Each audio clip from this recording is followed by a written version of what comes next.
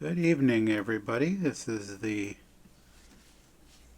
September 27th, 2021 meeting of the Grafton Planning Board. It's the first meeting of fall. Yeah, it's actually fall already. And as usual, pursuant to Chapter 20 of the Acts of 2021, this meeting of the Planning Board is being conducted with both in-person and remote participation by board members and members of the public. Remote participation by the public for the public comment agenda item, the public hearings, and any other matter for which the board allows public participation will be via the Zoom raise hand feature. If you raise your hand on Zoom, you will be enabled at an appropriate point to enter the meeting via voice or video to make a comment or ask a question. And in all cases, whether in person or remote, please identify yourself by name and address for the record. And because board members are participating remotely, every vote will be taken by roll call. And please note that this meeting is being recorded as well as being broadcast live on the Grafton Community Television Government Channel. To begin with, our first agenda item is public input. If there is any member of the public who wishes to speak on a matter that is not already on the board's agenda for tonight, now would be the time to make your way to the podium in the room or raise your hand on Zoom. Point of order, we need a roll call for... Okay, let's... I neglected to write that down on my little meeting script. So yes, a roll call of all the members in the meeting, beginning with Justin Wood. Here. Bob Hassinger. I'm here. Linda Hassinger. Here. Prabhu Venkatraman. Here. David Robbins is here, and Maura McCormick, the associate member.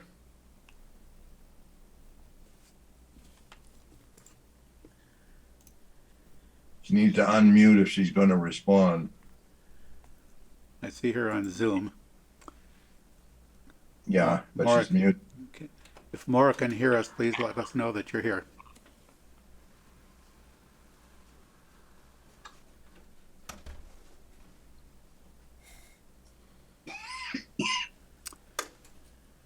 Okay, well, we shall proceed.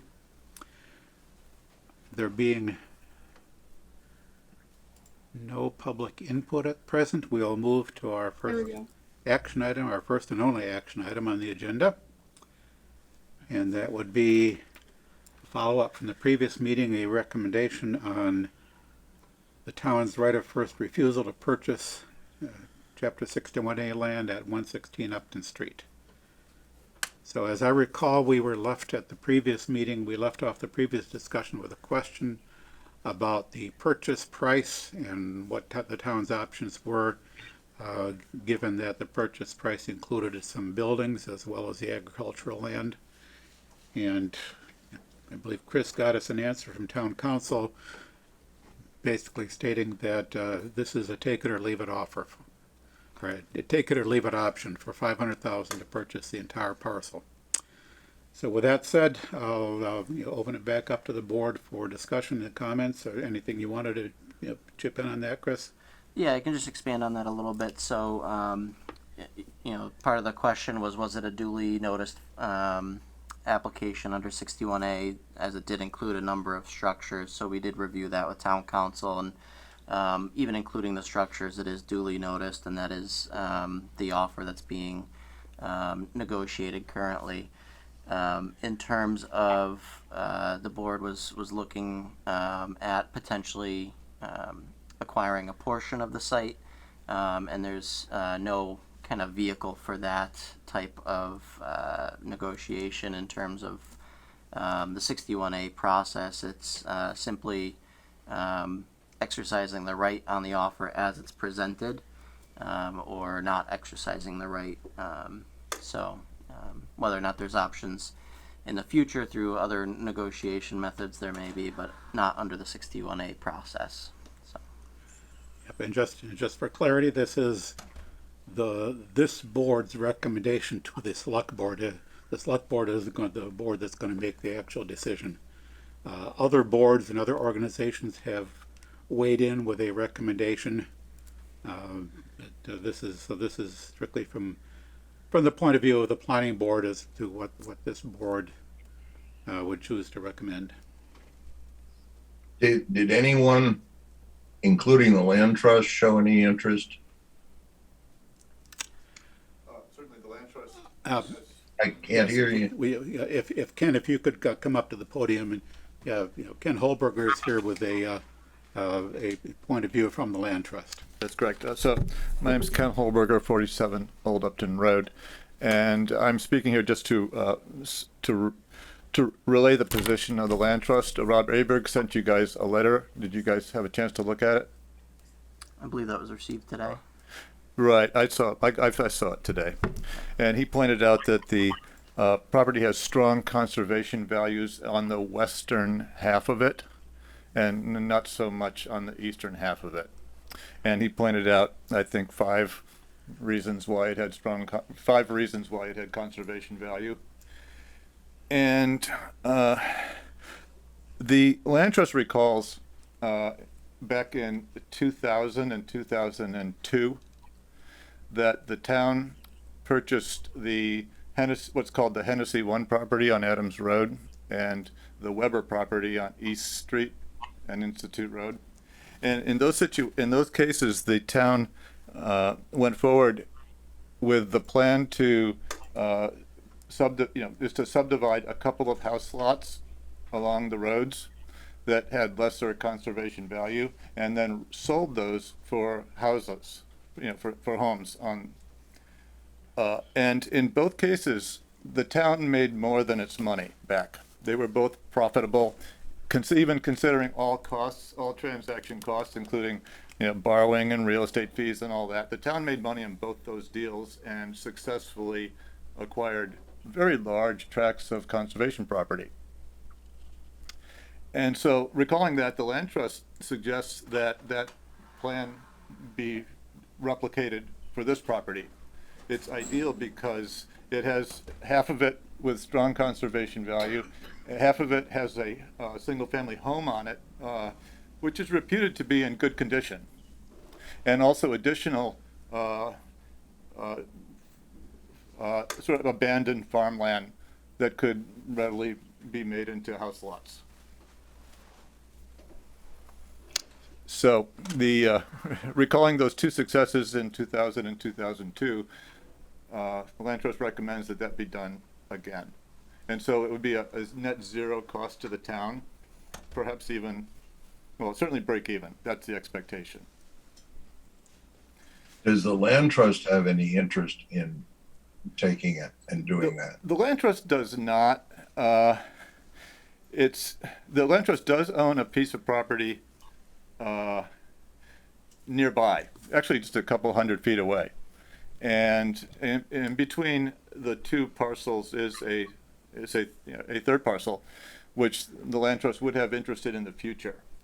But the land trust really does not have the capability to do a transaction like this, where the town has done it twice. Yeah, I think it was the Hennessy, we actually made out quite nicely. Yes, the town did, and Weber as well. Both of them. And right now, the property values in town are still rising, and so it's highly likely that that technique could be used successfully here. Dave, have you noticed how much frontage there is available for? I believe on the eastern side, the one in question is 365 feet. 365 in zone. Yeah, the entire parcel is in the agricultural zone, 2-acre zoning.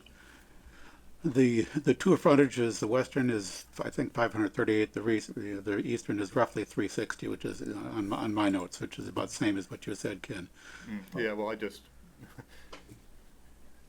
You could, even if you just got one lot out of it, you'd come out fairly close to even based on what the assessor says the house is worth. Right, and if you got two lots, then that would be great. I'm not quite sure how you get two lots if it's an A, 2-acre zoning. Right. Or 2-acre zoning, but 200 feet. Oh, correct. Yeah, 200-foot frontage. Yes, you could possibly create a small subdivision there. It would not be very large, but it could be subdivided. But in any case, I think that's, that idea is pretty clear. My thinking remains that I would not recommend, from my perspective, I would not say that this space is worth $500,000 to the town to acquire it. But if a portion of it could be acquired one way or another at no net cost to the town, that's not such a bad idea. I think that's basically my perspective. And the other alternative, obviously the town could purchase it, fund that purchase with a sale of part of the land, if that could work. The other possibility is a subdivision could be created with the western half of it donated to the town as open space, part of a subdivision, which is basically what happened at 59 Pleasant. So either of those two routes would seem to be a way for the town to acquire some wooded open space of some value at no cost to the town.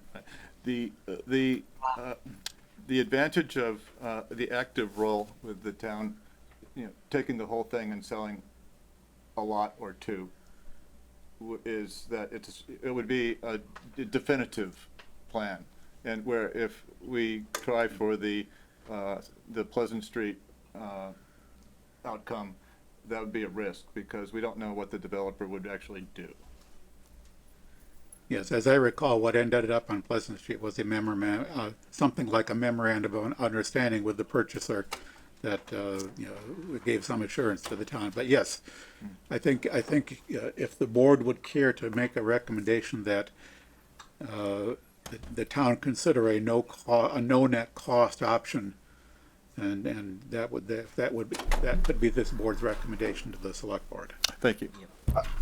Another slight variation on that is affordable housing is looking for opportunities, and that might be another destination for some of that. It'd be really good to look hard at how much the existing residents with whatever land it has to have is worth. But yes, I think given that, I think that should be our recommendation, what I'd like to do. Do I hear a motion to that effect? Yes, you do. Do I hear a second to that effect? I'll second. Okie dokie.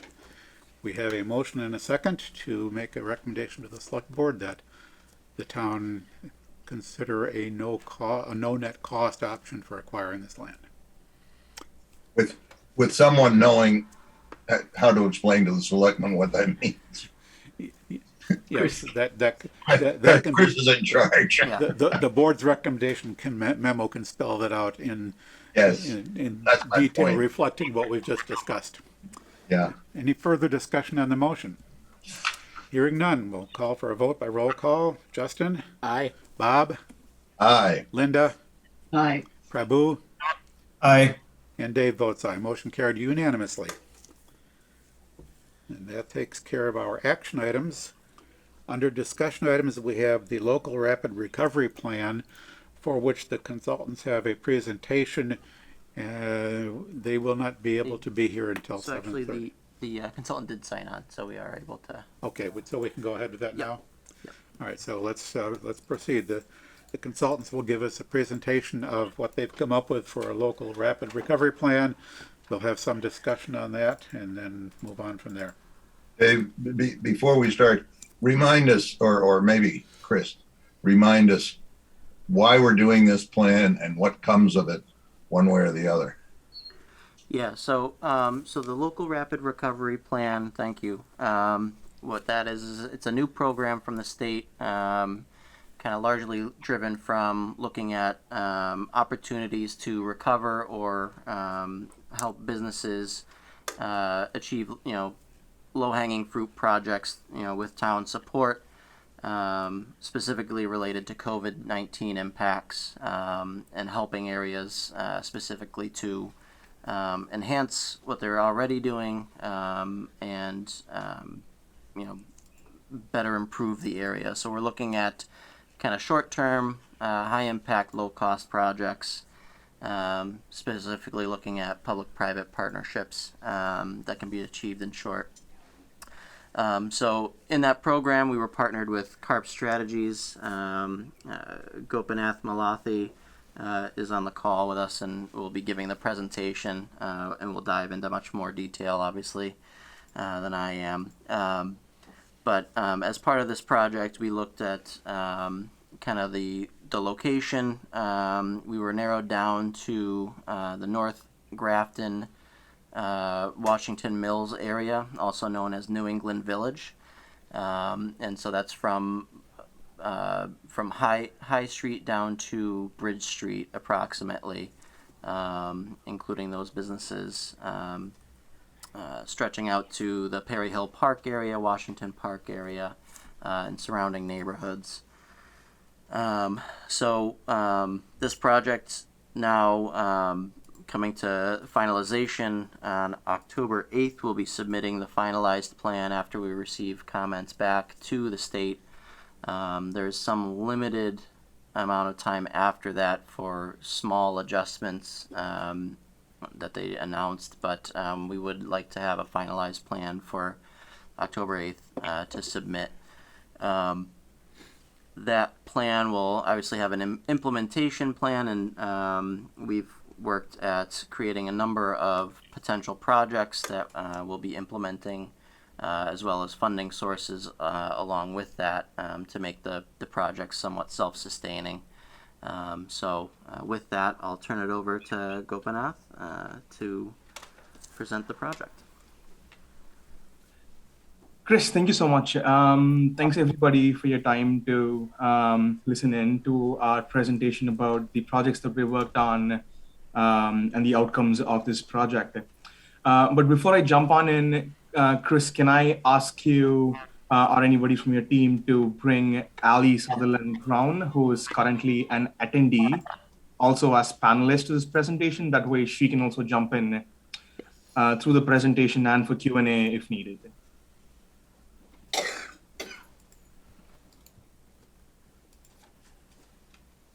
So that should...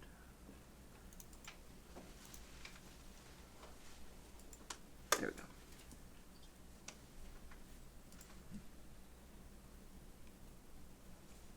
Oh, here we go. We have Ali. Hi, Ali. Awesome. So as I said, thanks again for your time, everybody on this call. Let me introduce myself before we kick off. My name is Gopi Malathi. I am an analyst at the economic development firm CARP Strategies.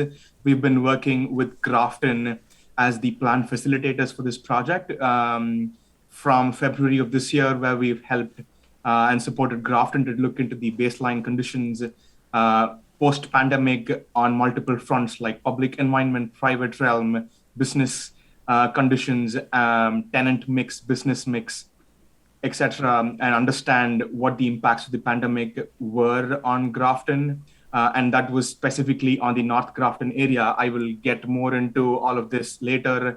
I've been supporting the team with research, analytics, stakeholder engagement, etc. Now, Ali, if you could introduce yourself, I can then go on to the presentation. Oh, sure. I'll just introduce myself quickly. Thank you so much for having us. Ali Sutherland Brown. I'm a principal at CARP Strategies. And just I think Gopi said everything else. We're delighted to be with you tonight. So Gopi, take it away. Thanks, Ali. So our goal for today is to briefly present the 12 projects that we were working on for the final local rapid recovery plan project report. We will start off with a quick overview of the LRRP project, as we've called it, and the process we've taken to get to this point. We will then move into very brief descriptions of each of the projects that will be in the final report. We will spend about a minute on each project to go over the key information. Much more detail will be provided in the draft report that we've sent to Chris and the final report that we aim to send to Chris in the next couple of weeks. Firstly, we will quickly recap the LRRP process that has led us to this point. As a reminder, the Local Rapid Recovery Plan program is intended to help communities across Massachusetts collect data about the impacts of the COVID-19 pandemic and prepare targeted efforts to help municipalities bounce back. Our projects are primarily focused on North Grafton to to recover from the COVID-19 pandemic, but are additionally intended to support longer-term planning and development efforts. As you all know, we have focused our efforts on the North Grafton area.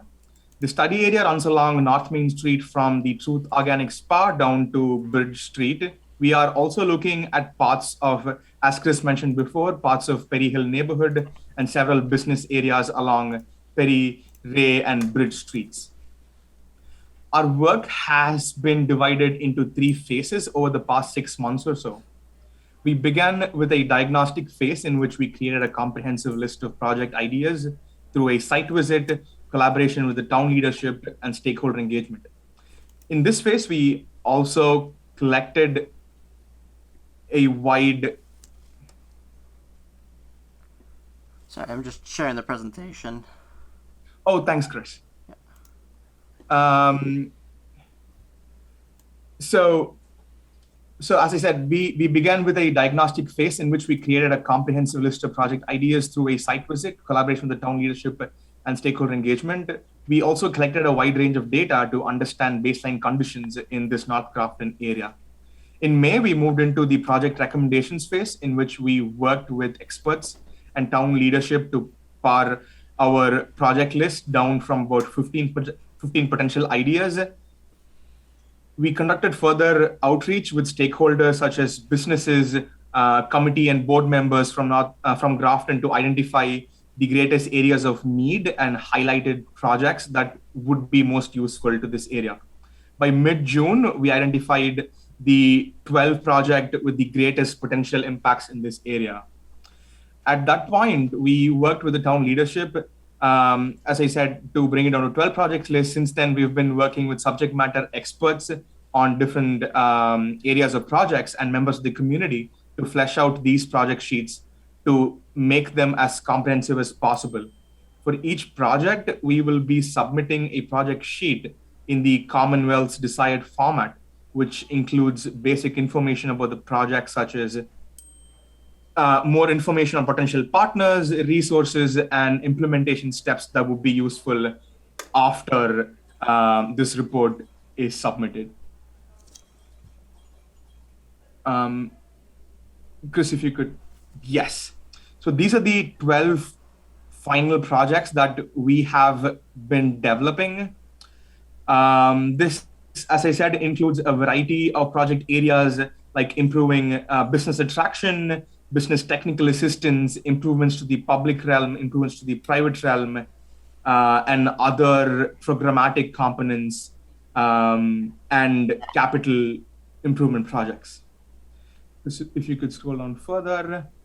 With that, we can jump into a brief description of each project. As I said, the first project is to create a business association to represent North Grafton businesses. This is something that we heard repeatedly from business owners in this area.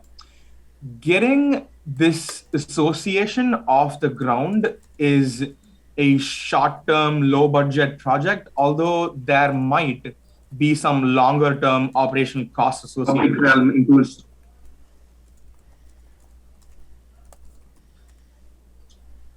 Oh, I'm sorry, was that a question? No, sorry, that must have been feedback from something. Oh, no worries. So we identified ARPA and Massachusetts One Stop for Growth grant programs as some funding sources that are relevant to almost all of the projects in this report, but both of them are great resources for getting a business association started. District local technical assistance financing from the Commonwealth and resources from CMRPC are other funding options. This implementation would potentially start with developing a business registry for North Grafton businesses, and then it would involve steps like organizing a steering committee from these group of businesses, and then identifying best practices and other available resources for technical assistance, funding, and so on from regional chambers of commerce and other entities. And then after determining a leadership structure to establish this business association, there could be outreach and marketing efforts to attract potential members, after which the town and this business association can start developing budget funding structures and start creating calendar events for members to participate regularly. Moving on, the next project is to recruit critical businesses and services to this area. This, we thought, was a great way to fill the gaps in the existing business inventory and attract more businesses to the North Grafton area. This is another short-term, low-budget project, and the only direct costs are time of the town staff to implement this. In addition to the ARPA and the One Stop for Growth grants that I mentioned before, the Mass Growth Capital Corporation has financial resources available for business recruitments for municipalities across the state. This project would again involve convening local stakeholders who can identify a unified vision for the potential and ideal business mix in North Grafton's community. And after identifying needs and gaps in the business environment, there could be recruiting and marketing done to distribute this to potential businesses. And then there could be identification of potential tenants who would fill the gaps in this business community. And then after conducting general marketing efforts to reach business tenants who are not specifically identified before, agreements can be finalized with these businesses to secure a location within the North Grafton area. The next project is to provide facade improvement grants or loans to local businesses for improvements to their storefronts. This is again something that we heard from both town leadership and business owners in North Grafton. This is also a short-term, low-budget project. However, there is flexibility to increase the budget depending on available resources. This can be structured as a grant program or a low-interest loan program, in which case the town would eventually recoup most of the costs. Again, in addition to the ARPA and the One Stop for Growth grants, Mass Growth Capital Corporation and Massachusetts Community Preservation Coalition all have financial resources for a program such as this. This process, how it would look like is to start securing external funding sources that could be used as grant or loan funds.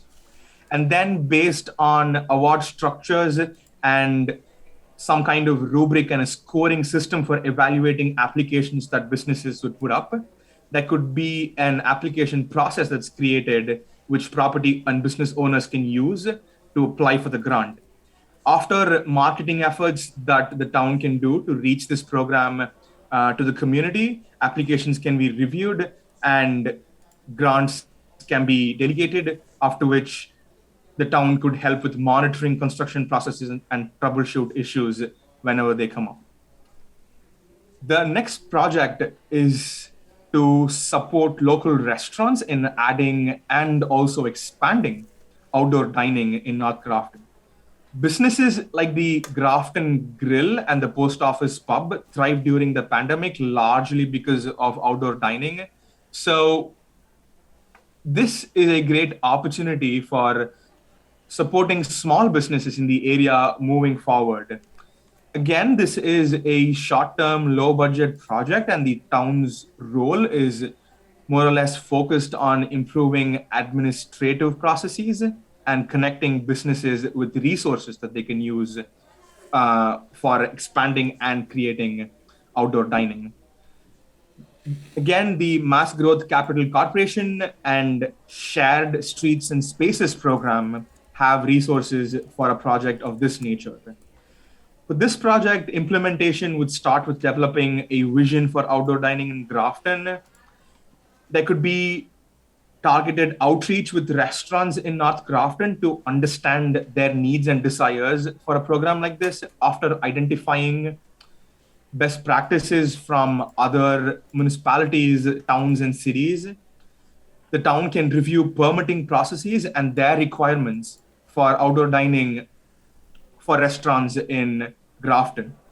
So identifying funding opportunities for businesses here to cover costs such as tents, tables, chairs, and other construction materials would be a key part of this project, after which marketing is important to start attracting new customers to then start using these newly created or expanded outdoor dining facilities.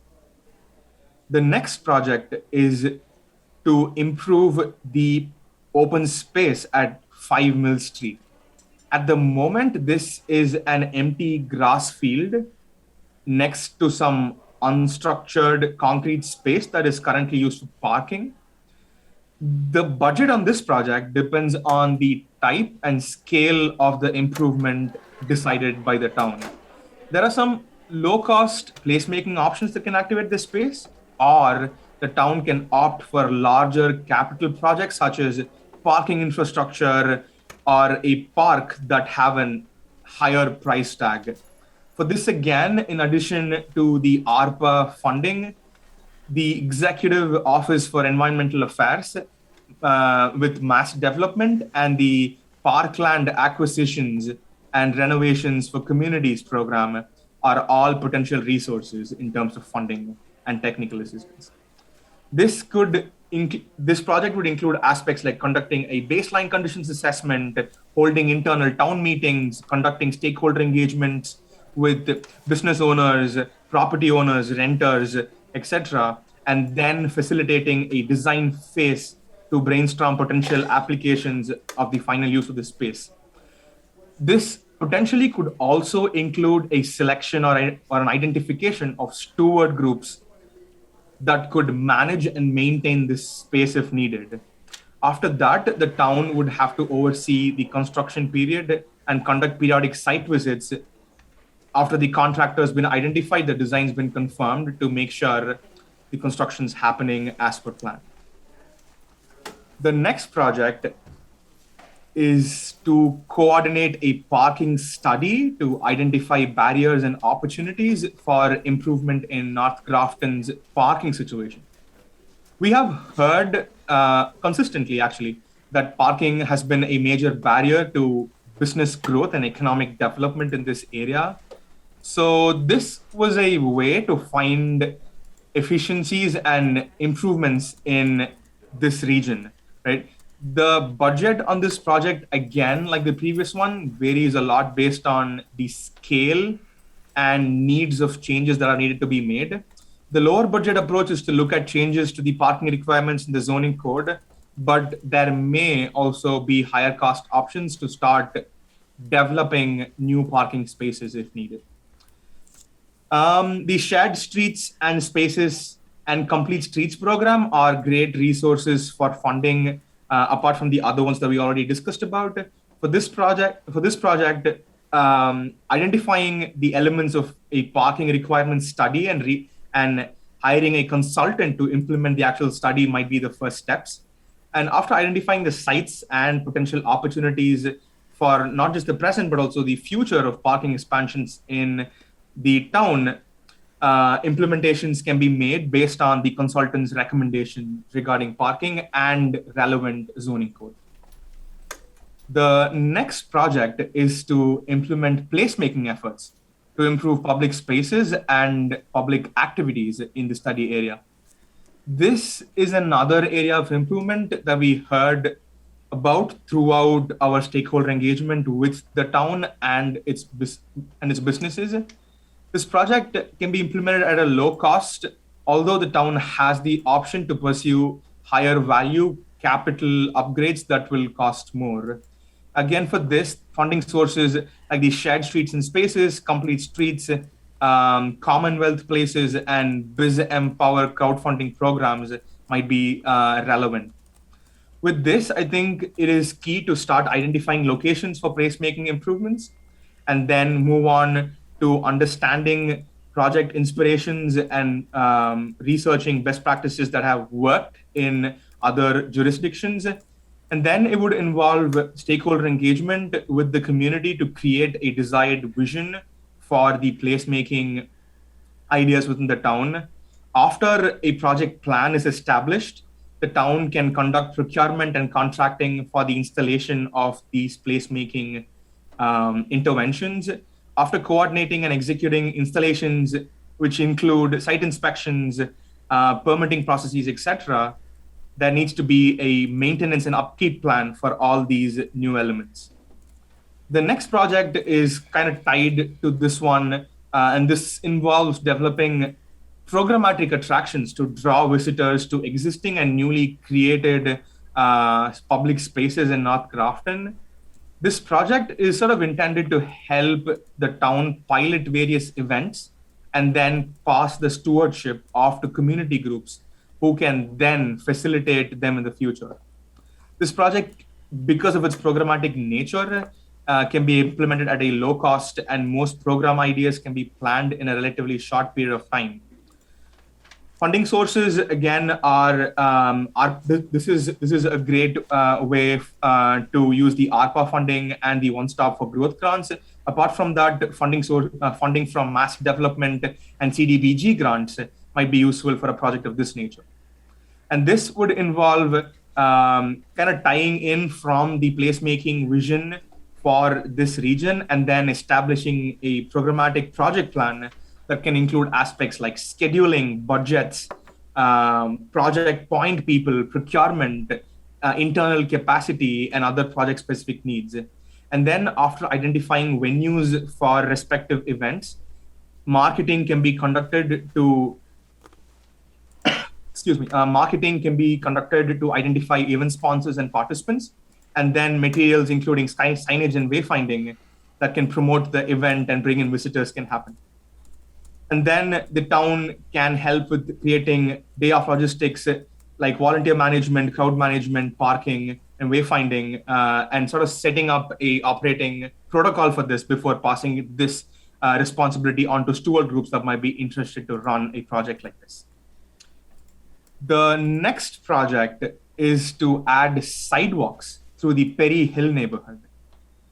There are currently sidewalks on Route 30 and a few other areas, but the sidewalk network is mostly disconnected and does not serve well to connect pedestrians to amenities across the area. This, because of its capital nature, is a high-cost project and might take years to implement. In addition to ARPA and the One Stop for Growth grants, some funding sources for this are again Complete Streets Fund, Commonwealth Places program that could be used for this. Apart from that, MassDOT and the US Department of Transportation may also have funding that could be applied for a purpose like this. And to start with this, it is key to gather data on existing conditions from pedestrians in North Grafton, and then after creating a preliminary vision for sidewalk expansions, it is important to coordinate a design phase based on the vision that's been gathered and then have changes that have been proposed to stakeholder engagement. After conducting any necessary environmental reviews and understanding permitting processes around this, there needs to be a procurement, the town could hire a contractor who can develop the process for construction of these new sidewalks. The next project is to install wayfinding signage across North Grafton. This project primarily is to include branding elements for the district, but also directional aspects to businesses and public amenities that the town currently has and wishes to construct in the future. This is again a short-term, low-budget project, and even for the actual constructions, we found that from our interactions with the subject matter experts, wayfinding signages can be procured cheaply. In addition to the ARPA funding, CDBG grants and Commonwealth Places programs can be useful funding sources for a project like this. This could, to an extent, borrow from the vision of the other planning projects that we've spoken from before. After identifying existing deficiencies and gaps within pedestrian network and connectivity and wayfinding, there could be a plan that's drafted for having new wayfinding materials across this part of town. Similar to the previous projects, this involves procuring a contractor for the design and implementation of the signages. The next and the last project is for the town of Grafton to install public Wi-Fi hotspots. This is a popular way to encourage new visitors to come to the area and spend more time outside, thus nurturing business growth within North Grafton. This is also likely a short-term low-budget project, but the price tag may increase if the town opts for significant expansions to the existing public network infrastructure. The MAPC Technical Assistance Program is a great resource for the town to partner with for expanding access to technology. And this could again include first understanding the existing availability of network with businesses and private properties in Grafton, and then selecting a network infrastructure from where the town can draw the new public network. After coordinating with the town's IT contractor, and discussing network safeguards, the town can procure an engineer to prepare specific sites for all new Wi-Fi hotspots. After procuring necessary materials, construction can happen. At that point, the town can oversee the installation period and then decide on the maintenance and upkeep plan for this. So with that, I think this was a lot of information. We want to thank you for your time today and your cooperation to work through with us on this project. In case you guys have any questions, we're happy to take it. There's me and Ali, we're happy to talk about the project, the process, and any input we've gathered from interviews and the engagement for this project. Okay, anybody from the board have any questions or comments about this at this point? I think as Chris said, this is nearing completion, final submission to the state. But any comments the board has, any suggestions, I'm sure would be welcome at this point. So anybody from the board? Bob, it's still, we want to, or be needed to do any recommending or approving? No, so there's no need for any of the boards to endorse this plan. Obviously, if the board would like to send their letter of support, we can attach it to the plan, but it's not a requirement for submission to the state.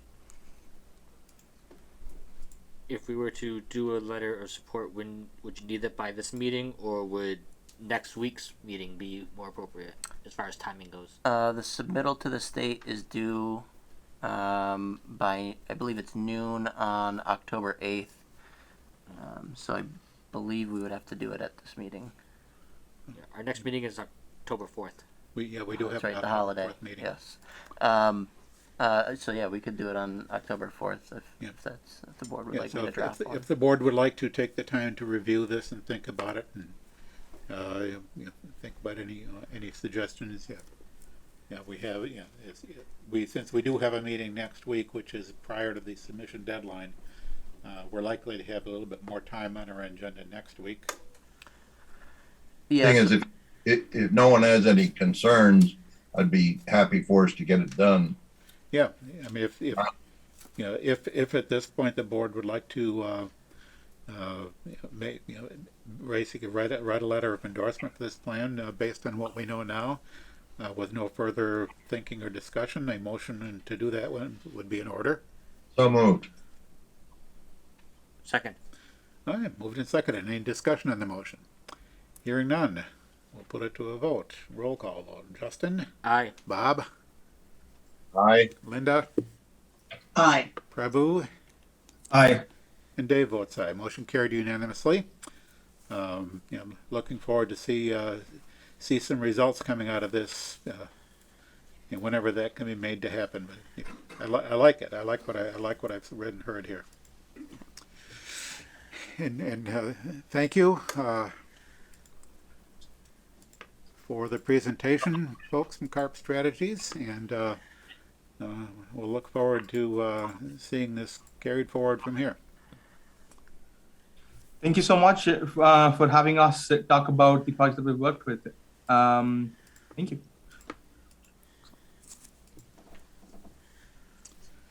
All right. If we're done with the local rapid recovery plan, it is now past 7:30, which is the posted time for beginning our public hearings. We have one public hearing tonight for which I detect a rather high level of interest. But first, the first public hearing on our agenda is something that should go fairly quickly, so as to not keep those folks waiting. Let's begin with the public hearing. This is a new public hearing at 29K Circle. We'll need the clerk to read the legal notice.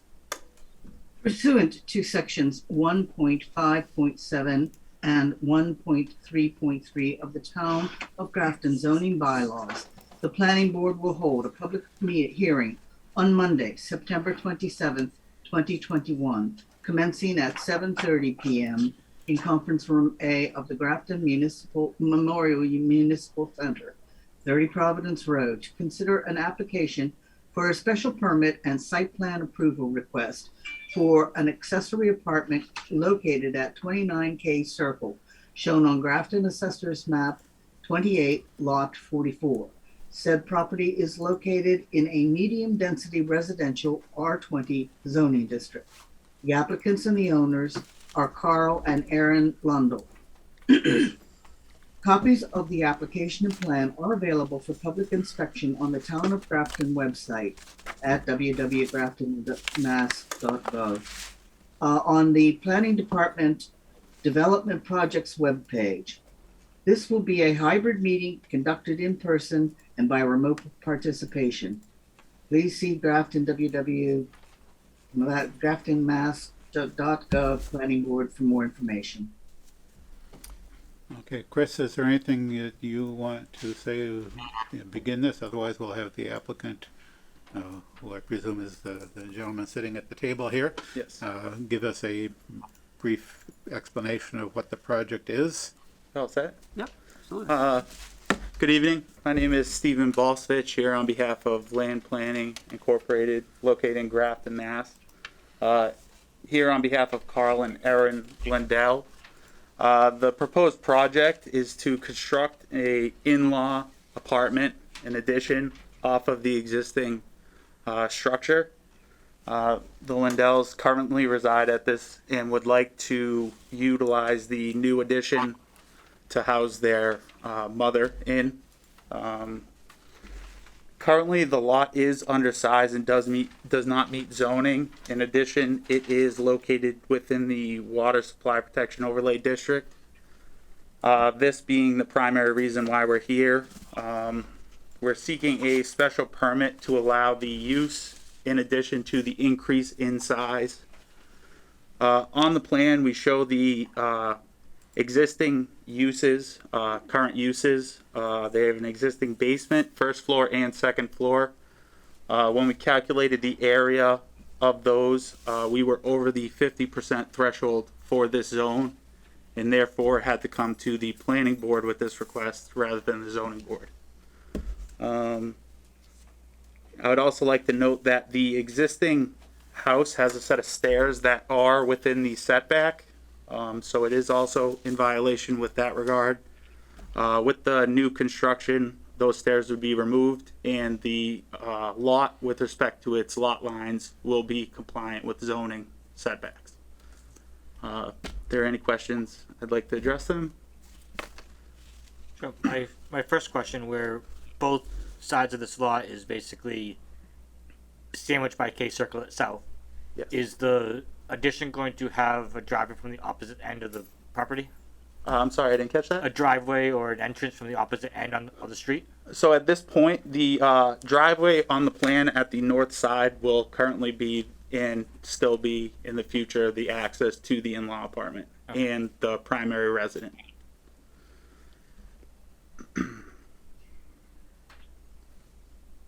Chris, I'm interested in this non-conforming lot.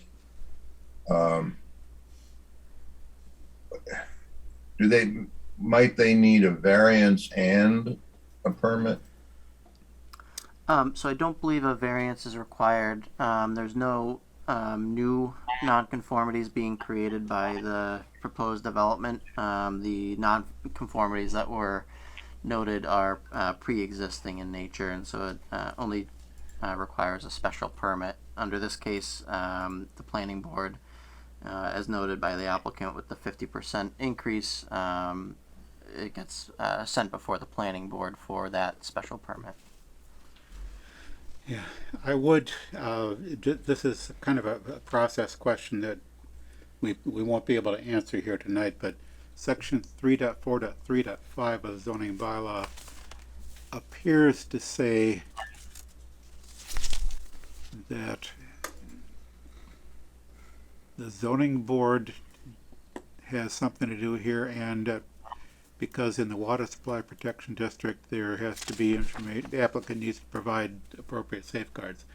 And what I'm not clear about is whether the special permit requirement for a change, what we see, well, that's actually 4.3.5 starts out by talking about the special permit.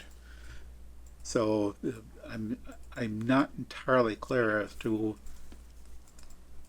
whether the ZBA also has to a role to play here, as well as this board. I don't know the answer to that, but it's one of these areas of the zoning bylaw that I'm less familiar with some of the particulars of how they apply. And if it is clear that the expansion requires a special permit here, but what I'm not sure about is whether there is still a ZBA role. And again, satisfying the last sentence of that paragraph, within the water supply protection overlay district, has the applicant provided all necessary safeguards to ensure that the extension will not be more detrimental to the supply and quality of groundwater than the existing use. That sounds to me like something that is not particularly in question, but nevertheless, it's one of these details that we need to make sure we can check that off. So if I may, one of the things that is also I'd like to note is there are currently some impervious areas located behind the existing dwelling that will be removed in effect offset some of the new apartment that will be added onto it. So I know the threshold, they say up to 50% for the zoning board of appeals.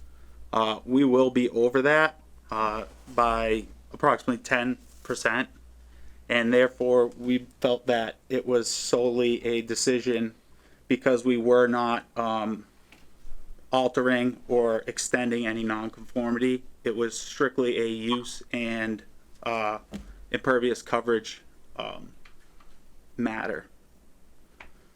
So we did note on the plan several areas of impervious surfaces that would be removed and would be offset when we build the new structure.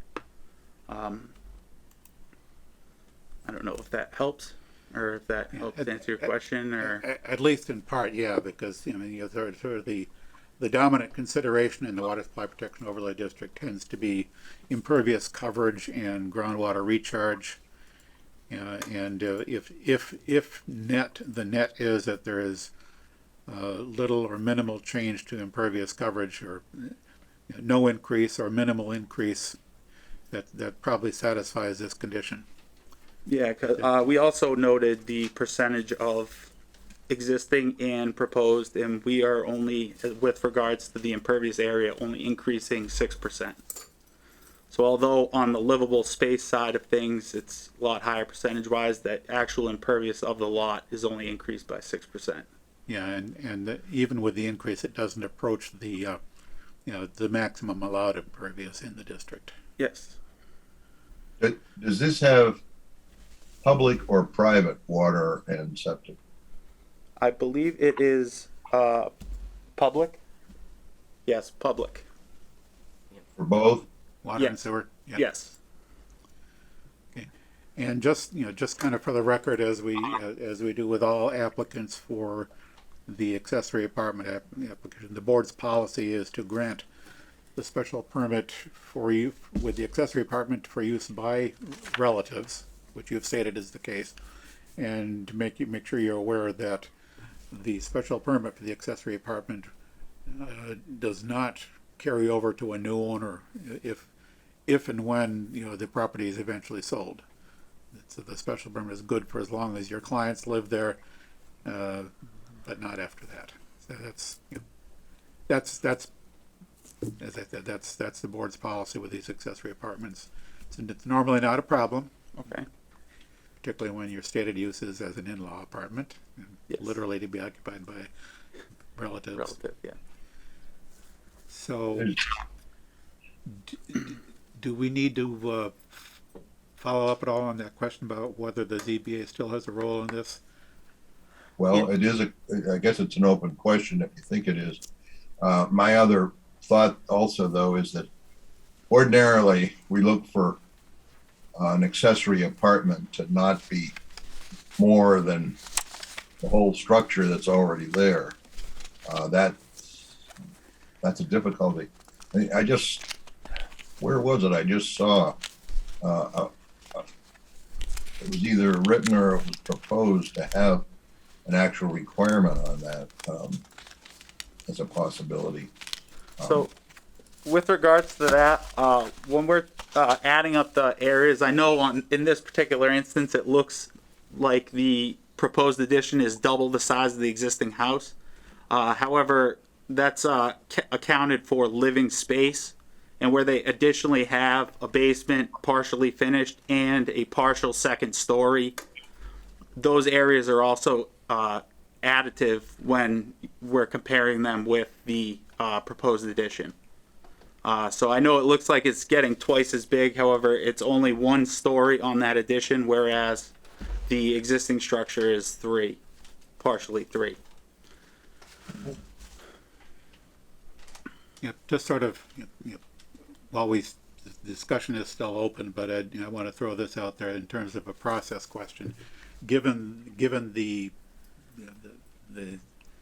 possible question about the ZBA involvement, as far as this board is concerned, this generally looks consistent. I mean, particularly with the numbers you've just quoted about how much of the complete space, once this addition is completed, how much of that will actually be devoted to the accessory apartment.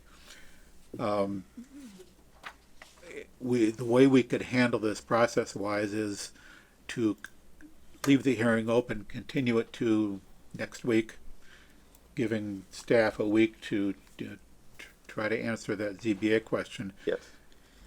Do we actually need to answer the ZBA question? Maybe we don't.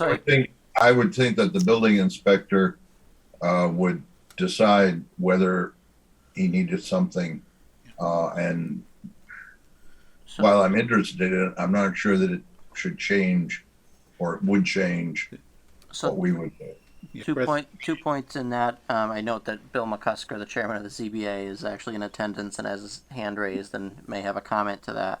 I just want to note, I don't believe that the process here tonight is necessarily beholden to the ZBA. I know it's typically a matter of procedure that the planning board tends to remain open until other boards have completed their review. But if they feel that the use and other criteria have been met, they certainly could act, and then the applicant would then apply to the ZBA if that a building inspector found that requirement to be necessary.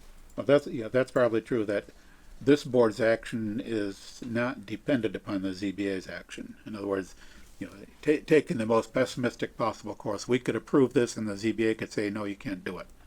And if the ZBA approval is necessary, you end up needing both boards' approval. Yeah. One or the other isn't enough. So you're right, that we could take care of that. In any case, what's going to happen from here on out is the board will ask staff to draft a decision at the next, if the decision is complete and available for the board's deliberation at the next meeting, which is 1 week from tonight, the board could then deliberate and finalize the decision. And yes, you're right, that can happen whether or not the ZBA has anything to say about this. Do we want to recognize Bill McCusker for this? Yes, as long as his hand is raised, he may have something to say about it. Oh, no. So I'm just-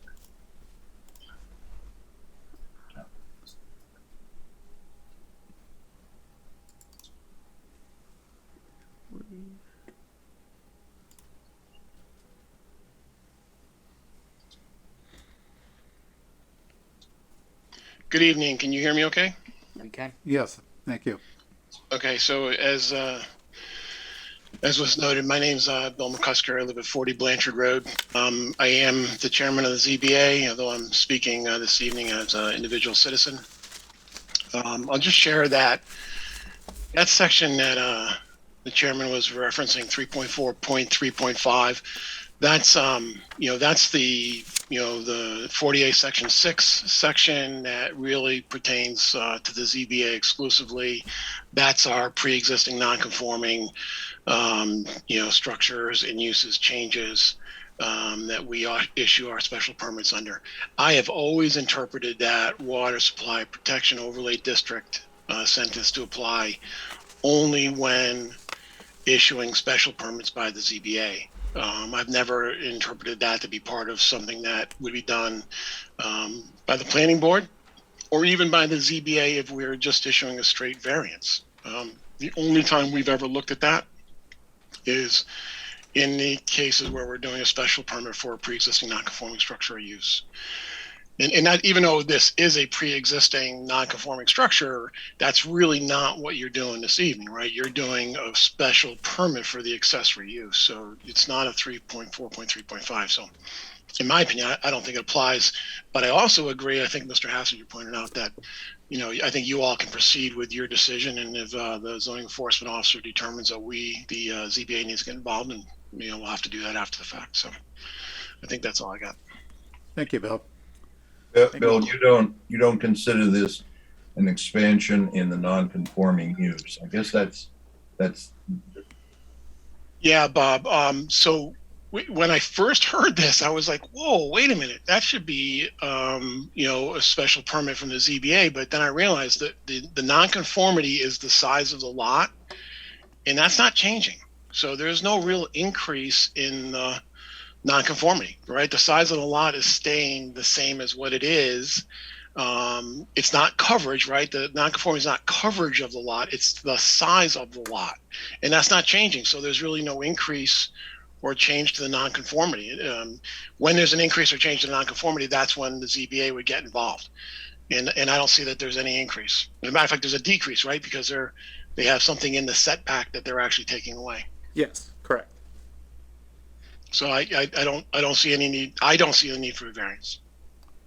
Okay, cool. Any other questions from the board? I move we say okay. We grant the application. Do we have any comments from the public on this, since this is an open public hearing? Arguably, Mr. McCusker was a comment from the public of sorts. If there's nothing else from the public, and nothing else from the board, then perhaps a motion to close the hearing and direct staff to draft a decision would be in order. So moved. Second. Moved and seconded. Any discussion on the motion? Hearing none. All in favor? Justin? Aye. Bob? Aye. Linda? Aye. Prabu? Aye. Dave votes aye. Motion carried. This hearing is closed. Hopefully a draft decision will be available to the board 1 week from tonight for the board's consideration, and we'll take it from there. Thank All you. right. Thank you for your time.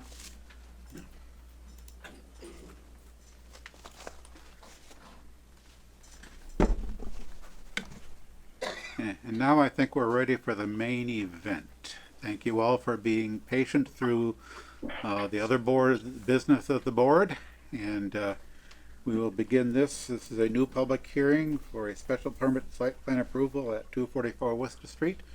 We'll open with a reading of the legal notice.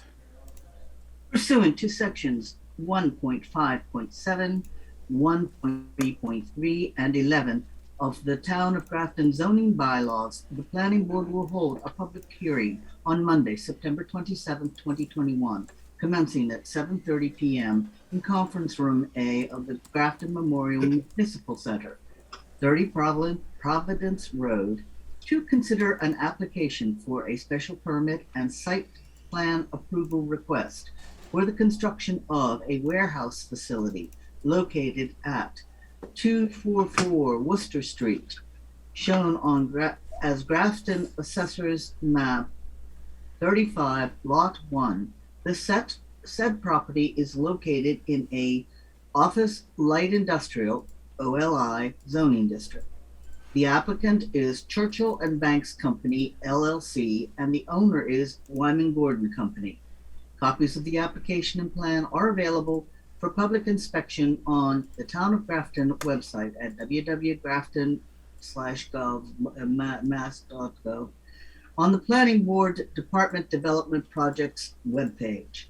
This will be a hybrid meeting conducted in person and by remote participation. Please see grafton.mass.gov/planning board for more information. Okay, thank you. Just a word about process for everybody who's here and very interested in this, that we will begin, as we usually do, with a presentation from the applicant. They will introduce the project to us and describe what they're bringing forward and what they want us to know at the outset. We will then take questions and comments from members of the planning board, and after that we will take questions and comments from the public. I do note that we've received a number of comments submitted electronically. They are on the website, and they are part of the record of this proceeding. I do encourage everyone to listen closely to what's being presented, and in particular to the questions the board asks, because some of the questions that you have may be answered during the course of the presentation. And in the interests of keeping this process flowing as efficiently as possible, I want to make sure that we have time to get everything out on the table that needs to be out, but we also don't want to run this meeting tonight until 3 o'clock in the morning or anything like that. Be aware that this hearing will certainly be continued to a future date, so that this tonight is not the only opportunity for folks to ask questions and make comments. The public comments will be accepted as long as the hearing remains open, and that will be as long as it takes for the board to be satisfied that we've collected all the information we need and we have enough on the record to render a decision. So again, please try to pay attention. If you see me falling asleep, wake me up, but I don't think that'll happen. And with that, I'd like to proceed with Chris, with any introduction that you want to make, and then we'll let the applicants speak for themselves and explain to us what they're proposing to do. Yep, I'll just make a couple quick notes. Just for the attendees, I know we mentioned it at the beginning, but I see a number of new attendees on the Zoom portion. So when we do get to the public hearing, the public comment section of this hearing, please use the raise hand feature, and I'll work with the chairman to have you recognized and able to speak via Zoom. Also, just as an introduction to this project, this is under 43D. So in addition to the planning board, this project is also before the Conservation Commission and Zoning Board of Appeals. Each board has its own set of criteria that it'll be reviewing the project under, which may or may not apply to certain aspects of the project.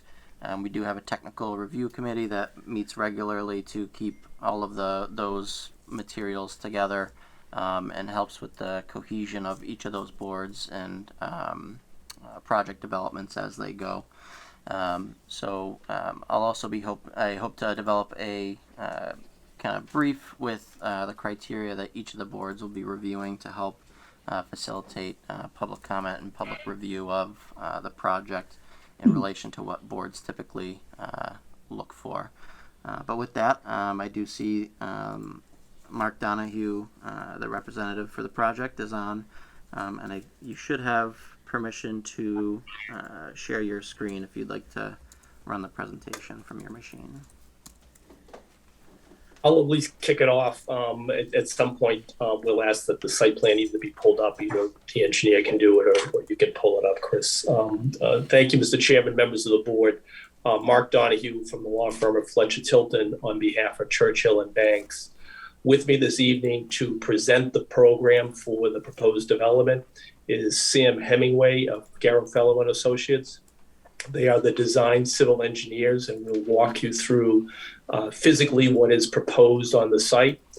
Nicholas Campanelli from Michael D'Angelo Landscape Architects is also available to talk about some of the landscaping features that are being made part of the plan. And Scott Thornton from Vanessa Associates is present to present in some detail the methodology behind the traffic assessment report that has been filed with your board and the conclusions driven from that. As indicated in the public notice, this site is part of the sprawling Wyman Gordon facility on Worcester Street. The Wyman Gordon site consists of a little over 182 total acres of land, which has been developed by Wyman Gordon and utilized obviously for an extended period of time. The development parcel proposed is up the front, for lack of a better term, of the southerly side along Worcester Road, as you can see with the dotted line on at least the screen before me. And that area is approximately 26.2 acres of land. What we propose to do is to construct an approximately 368,500 square foot warehouse distribution facility on the site with plans that you'll hear a lot about from Mr. Hemingway. The site is proposed to be designed with a total of 70 loading docks. As you'll hear through Mr. Hemingway's presentation, those loading docks are built or designed on the north side of the building so as to create a very physical buffer from the noise and activities of loading docks from the abutting or adjoining residential property on the southerly side of Worcester Street. There are also 75 tractor trailer storage areas and a total of 234 passenger vehicles that you see to plan right or to the east of the site. The project involves the relocation of the existing Wyman Gordon driveway in some fashion that you'll hear about, which is a shared driveway to be used by both the development and Wyman Gordon. Beyond the relocation of the driveway, there is consolidation on existing impervious land upon the Wyman Gordon property, but there's no additional work proposed on the Wyman Gordon property itself in any fashion. As was indicated, we do have parallel applications. We have had our first meeting with the Conservation Commission that has been continued as the commission awaits comments from, as we understand it, Graves Engineering, who are doing some peer review of Mr. Hemingway's work. And later this week, we have a meeting with the Zoning Board of Appeals to start the process with regard to two variances relative to height of the building and the total number of passenger vehicle parking as required by your bylaw. We can tell from the comments that have been posted online, including a number today, which we're not in a position to respond to in detail, but generally the traffic is a significant concern. But in order to put the project in context, I'm going to ask Mr. Hemingway, with your permission, Mr. Chairman, to review what the proposed structure is, where it fits, and how it's being designed, give you at least a sense of the stormwater system that's being done. We can get into as much detail as you want under the site plan review purview of this board with regard to that. Have Mr. Campanelli review some of the landscaping, but then ask Mr. Thornton to spend a fair amount of time talking about his analysis of the parking, how his company has dealt with issues pertaining to COVID impacts on determining traffic flows, how they make a determination as to where traffic comes from, and the anticipated flows of traffic to this site, which we can then discuss in more detail.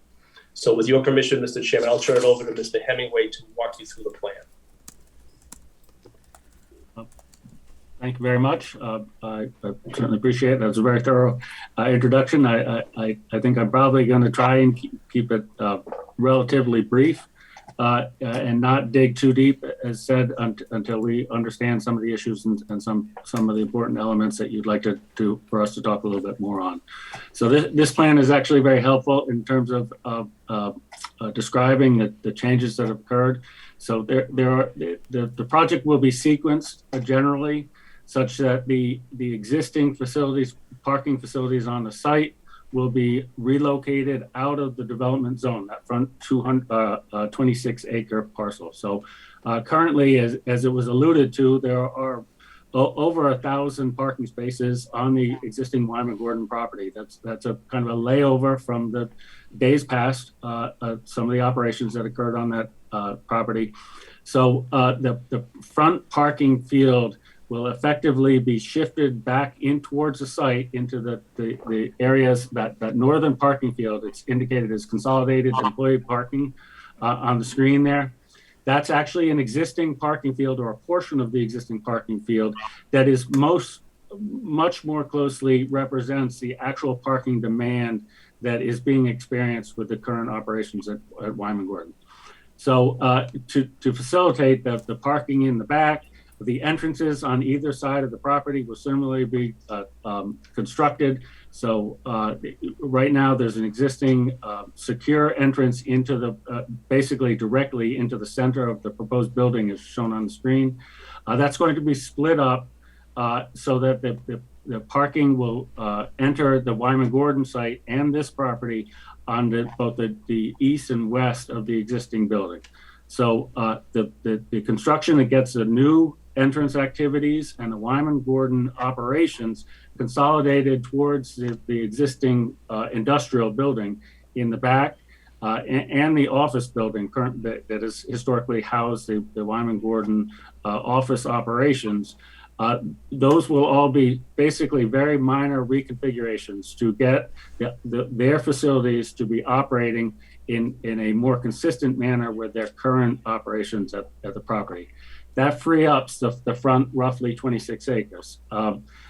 Again, to do that, there was displacement of almost 500 parking spaces. So a considerable amount of that parking field out front of the area that's shown as impervious on this site plan is the existing parking field and secure building for the security operations and fencing that they have currently going on at the site.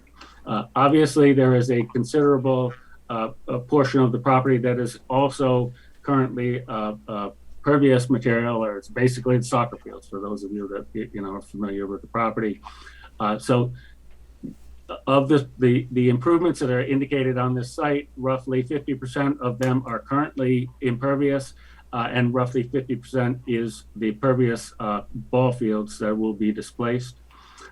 As Mr. Donahue indicated, the intent for this project, the high level intent, was to front the facility, the building facility and operations towards the street. The building is obviously is a large, it's a warehouse facility. This is currently, it's really market driven. It's, the size is pretty usual to large warehouse facilities going in, consistent with the underlying zoning. But by offsetting the facility towards the street, we believe we have created a very good buffer between the activities on the site, which are more in line with the historic operations and the operations which will continue to be maintained on the Wyman Gordon site, back towards the quote unquote rear of the site.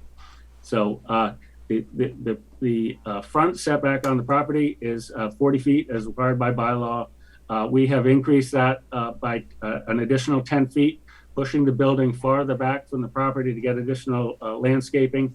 That's given us an opportunity to put a berm height of about 5 feet, although it varies, between the roadway and the building, introducing landscaping, which we'll be talking about a little bit more as this goes on. We've maintained the employee parking up towards the front of the site, but towards one end of the building, again, effectively screening the business operations of the warehouse operation itself on the north side of the building, pretty significantly screened from the public view. Generally speaking, the property falls off away from the Worcester Street, so runoff kind of splits at the site with about half of the watershed discharging to the west, where there is a wetland complex that discharges northward up towards Flint Pond, and the eastern portion of the site, or roughly 50% of the site, discharges towards the south. It basically in the same watershed, but splits almost evenly. So what we've proposed is two retention and water quality facilities towards the back of the site. The site is technically, this is a land of higher pollutant, potential higher pollutant loads. So we have increased the water quality provisions from standard development and provided large open grassed basins. They will be seeded and mowed and maintained. There's been a lot of discussion. I think, again, most of the people who are on this at this meeting recognize that the facility out there, the way Wyman Gordon's has been maintaining and keeping the facility, it's obviously important of them to maintain the grass and vegetation in a well-maintained manner. That is a stipulation on this property as well as the Wyman Gordon property. So those water quality basins will be, again, towards the rear of the property, but they are immediately adjacent to two large and conscientious property owners. So we're anticipating them to be very well maintained and obviously will significantly improve the runoff quality from the site. They also have components for quantity of runoff as well as treatment of runoff. So we certainly focused primarily on improving the water quality. They are degraded waters that are being discharged to, but the runoff control aspect is there such that there will be no increases in large event runoff discharges towards abutting properties. In this case, there are wetland resources that will receive the runoff and have very little impact to abutting properties. Just a touch on, I'm not sure how deep you want to go on the specifics of the traffic and parking. You can see by the application that we have, in fact, tailored this site specific to the industry's standard. This is the warehousing market is pretty rapidly changing universally in this country, and this facility we believe will be right in step with that. So we have cited an amount of parking that is standard as in terms of a relationship to the size of the building and the types of automation that are typically included in warehousing facilities that are newly constructed. So we believe that there's both a good balance so that you don't get a significant amount of unused pavement and exterior lighting, parking lot lighting on the property. It is purposefully sized with a relationship to the square footage of the building such that the operations are consistent with the industry standards. I hope I've touched on the items that you wanted me to. Again, I'm certainly here to answer questions. There are other experts here that can talk more about the building and the specifics of the landscape and lighting elements. And I can touch more on the drainage and utilities if that's helpful.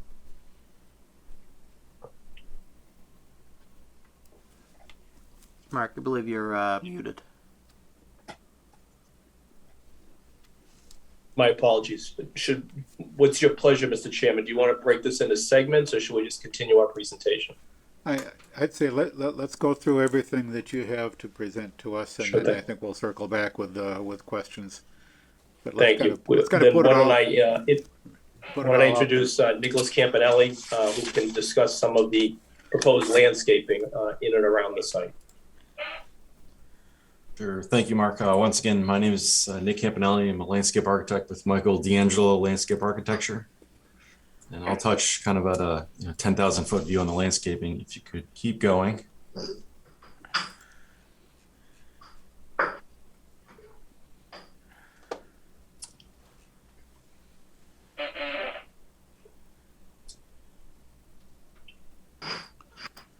Page 29, most likely.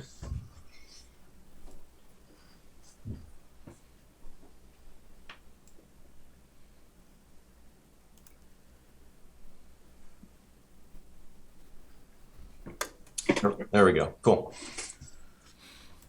All right, let's start on Worcester Street and we can make our way around the property clockwise. So the approach from the landscaping, working with the grades pulled together, in the collaborative nature with Garofalo, is to set up a loose planting palette along Worcester Street, and then a more defined planting palette on the 2 entry drives and within the parking lot. The approach along Worcester Street is to use a more loose approach with the landscaping, intentionally done to help kind of create pictures and windows of the facade rather than marching down in more of a militant manner with the proposed trees. Using a variety of tree species, native species, along this edge as well.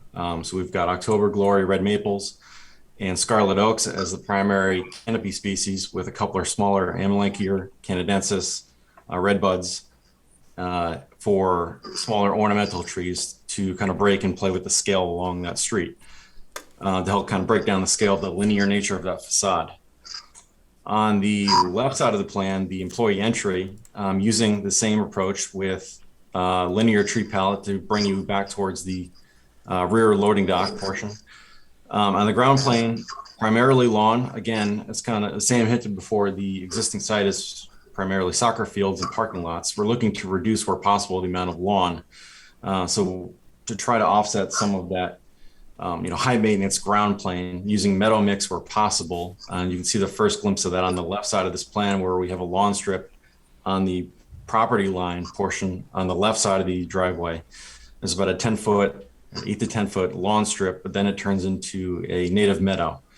Again, we'll take some maintenance to keep that meadow established and clean, but overall it's looking to reduce the daily, weekly maintenance versus having typical lawn. As you move around the rear of the property, again, as Sam hinted, this is where we've got our infiltration basins.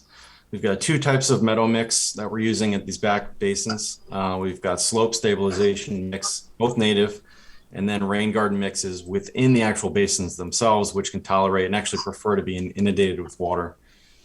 As we move around where the existing office building is, we're looking to screen that with a variety of evergreen species, rather than using one monoculture of evergreen, to try to provide a little variety against the loading docks. Again, the second infiltration basin off to the right, again using that same two type meadow mix, grass seed, one for rain gardens, one for slope stabilization within that area. And then as we get down towards the main parking lot and the visitor main entry, looking to use honey locust within the parking lot canopy to provide a different species compared to the entry drives and even the road along Worcester Street. Foundation plantings held tight to the building to, again, once again, try to reduce the amount of really highly irrigated plant palettes throughout the property. And just a general overview, in general, what we practice, what most landscape architects practice, we try to use native drought tolerant species where possible. And that is definitely a feature of this design. So with that, Mr. Chairman, what I'd like to do is turn to traffic, which is obviously a primary concern of a number of the people who have weighed in online. And just to tee up Mr. Thornton's presentation, Worcester Street is a state-controlled highway, and therefore the access points that you see in the relocation in the proposed plan will require ultimately MassDOT approval. And therefore, to some extent, will be governed by and through that process. The town will be actively involved in that process as a partner through that, and that will be formalized through the requirements that we will be filing an environmental notification form with the state MEPA office and be participating with the town in the scoping session moving forward with the certificate. Vanessa and Associates and Scott Thornton as a principal are uniquely situated as a company to look and help with the idea of warehouse or logistics because of their fairly extensive experience throughout the Commonwealth. And that experience helps because not only is it projecting the uses and the traffic of sites with this particular segment of the industry, but many of those sites, and we would expect this to be one of those sites, is then subject to post-occupancy monitoring to demonstrate that the actual use coordinates with the Vanessa report. So I'm going to ask Mr. Thornton to explain to you how he went about his science of coming up with a report and moving forward with regard to his analysis of the traffic impacts of the proposed development. Yes. If I Scott? may interrupt for just a moment, I see Certainly. a hand up from one of the board members. Yeah, she needs a minute.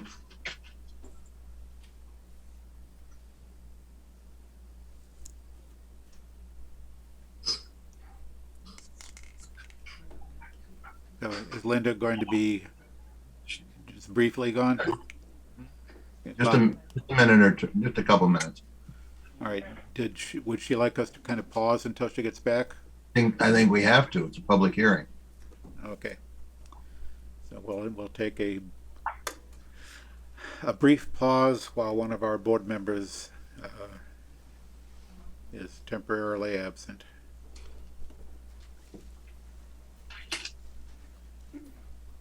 If I could just, this is Scott Thornton from Vanessa. If I could just ask a question, Mr. Chair, and I'm not sure if the traffic slides, there should be 4 traffic slides that are part of the presentation. If they are part of the presentation, we can get to those. Otherwise, I have them on my screen that I could share. I may have them. I don't have them queued up. So if you'd like to share them from your computer, I'll change those permissions. Okay. We're good to go, Bob? Yep. Okay. Sorry.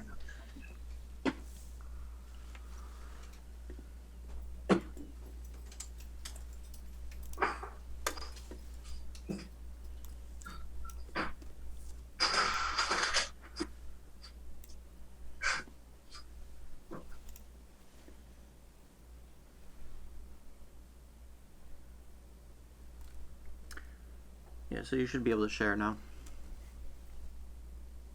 Okay.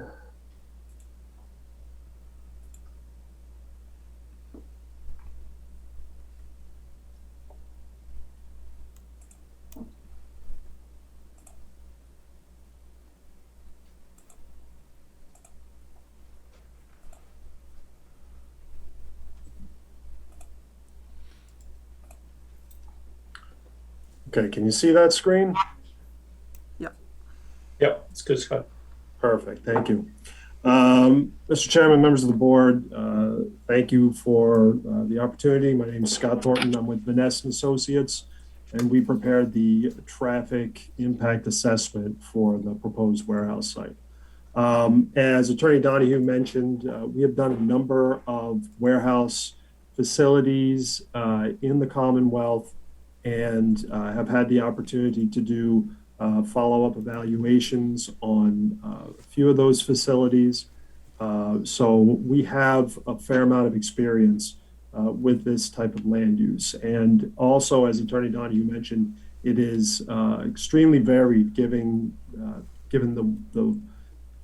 the way the retail nature of business and commerce has changed over the past several years.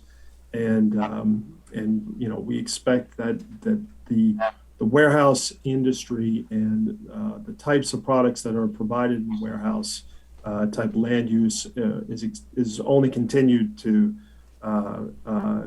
stratify into different categories. But with that said, we used what we expect to be the best and most appropriate methodology for estimating trips for the proposed development.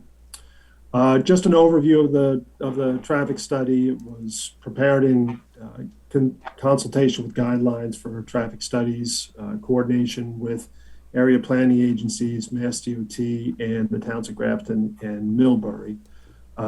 We used counts that were conducted in March of 2021, which was adjusted upward by 16% in accordance with Mass DOT guidelines.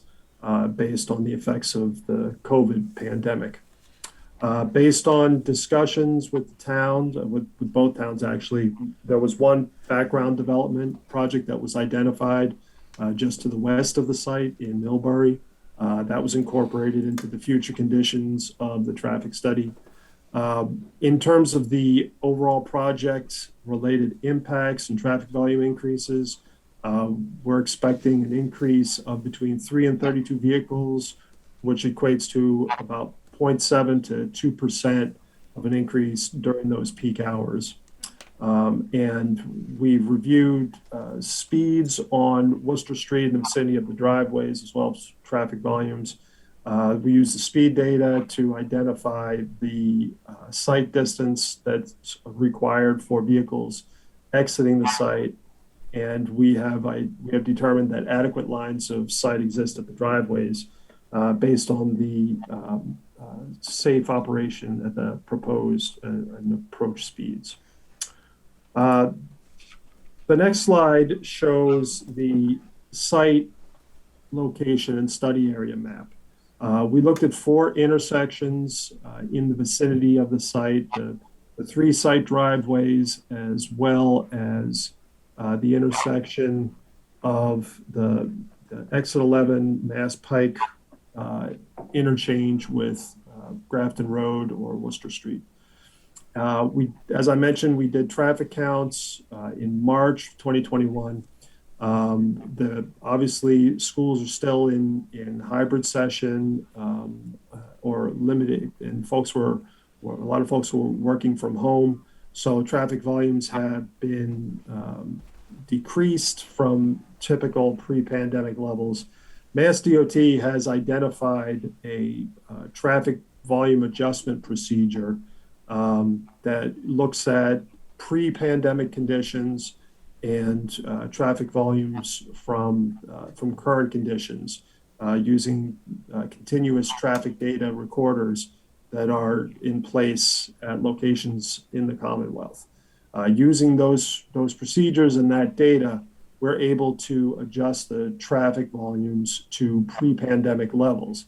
In this case, we're looking at about a 16% increase in the traffic volumes. And we did counts for the weekday morning and the weekday evening time periods. So from 7 to 9 in the morning and from 4 to 6 in the afternoon to early evening. We anticipate those to be the peak time periods, not just for the proposed project, but also for the adjacent roadway traffic stream. We did counts through manual observation of the traffic volumes at the intersections, as well as automatic traffic recorder data was collected on Worcester Street. And that allowed us to collect the speed data for Worcester Street. And we did, although the speed is posted for 35 miles per hour, we did note that speeds are higher than that for the 85th percentile, which is the speed that 85% or the speed at which traffic is moving, or 85% of traffic is moving at. So there's an opportunity to provide mitigation in an effort to address those instances where vehicles are traveling above the speed limit, and I'll get to that in a later slide. So in general, with the traffic study, we take the existing traffic data, we adjust it, get it ready for a baseline condition, and then project out into the future for a 7-year time period. That's consistent with state guidelines promulgated by MassDOT and by MEPA. And the future no-build condition includes background growth as well as growth from any adjacent development or in the area that's approved but not yet constructed. So we reached out to Grafton and to Millbury and found there was a development in Millbury at Abbott Place, mixed-use development, that the traffic volume from that project was incorporated into the future conditions. Then we take the no-build condition and then we add our project traffic to that. To do that calculation, we use data from the Institute of Transportation Engineers manual, or trip generation manual, the latest edition. And that is a required use required element for use with studies that are undergoing state review through MassDOT or through MEPA, and also it's a standard use for the industry in most municipalities. And the ITE has gone out and collected traffic counts of similar facilities, so warehouses, shopping centers, donut shops, that sort of thing, during the critical time periods. And those data have been combined and compiled into trip rates and trip generation equations, which were used in the for the warehouse use that's proposed for the project. So in general, using those IT calculations, we're expecting trips to be broken up in between the car trips and the truck trips. The total warehouse trips we're expecting to be about 638, and that's the total one-way trips. So it accounts for vehicles entering and exiting. So in this case, it would be 319 vehicles entering, 319 vehicles exiting over the course of a typical day. During the morning peak hour, we're looking at about 64 vehicles, 49 entering, 15 exiting. And during the evening peak hour, we're looking at 19 entering, 52 exiting, for a total of about 71 trips. And you can see that in terms of the truck traffic, there's more of the traffic that's expected for the trucks to fall outside of the peak hours. That's with a smaller amount during the peak hours. And that's typically because a lot of the truck traffic would rather travel throughout the day than during the specific peak hours. In terms of the use that was chosen to generate the trips, it's based on a conventional warehouse. And we don't expect the site to be a last mile or fulfillment center use, which would be related to e-commerce and generate the type of heavier vehicle activity consistent with those uses. Some of those uses are more appropriate within a short distance from a regional airport. And short, I mean like on the grounds of the airport or near, where there's access to air freight, and some other categories for warehouses, for cold storage and that sort of thing are not appropriate, not expected to be this type of development. So the trips were added to the background traffic condition, and in general, as I mentioned, we have minimal increases at the signalized intersection with the exit 11 interchange. We're not expecting any changes in level of service there. In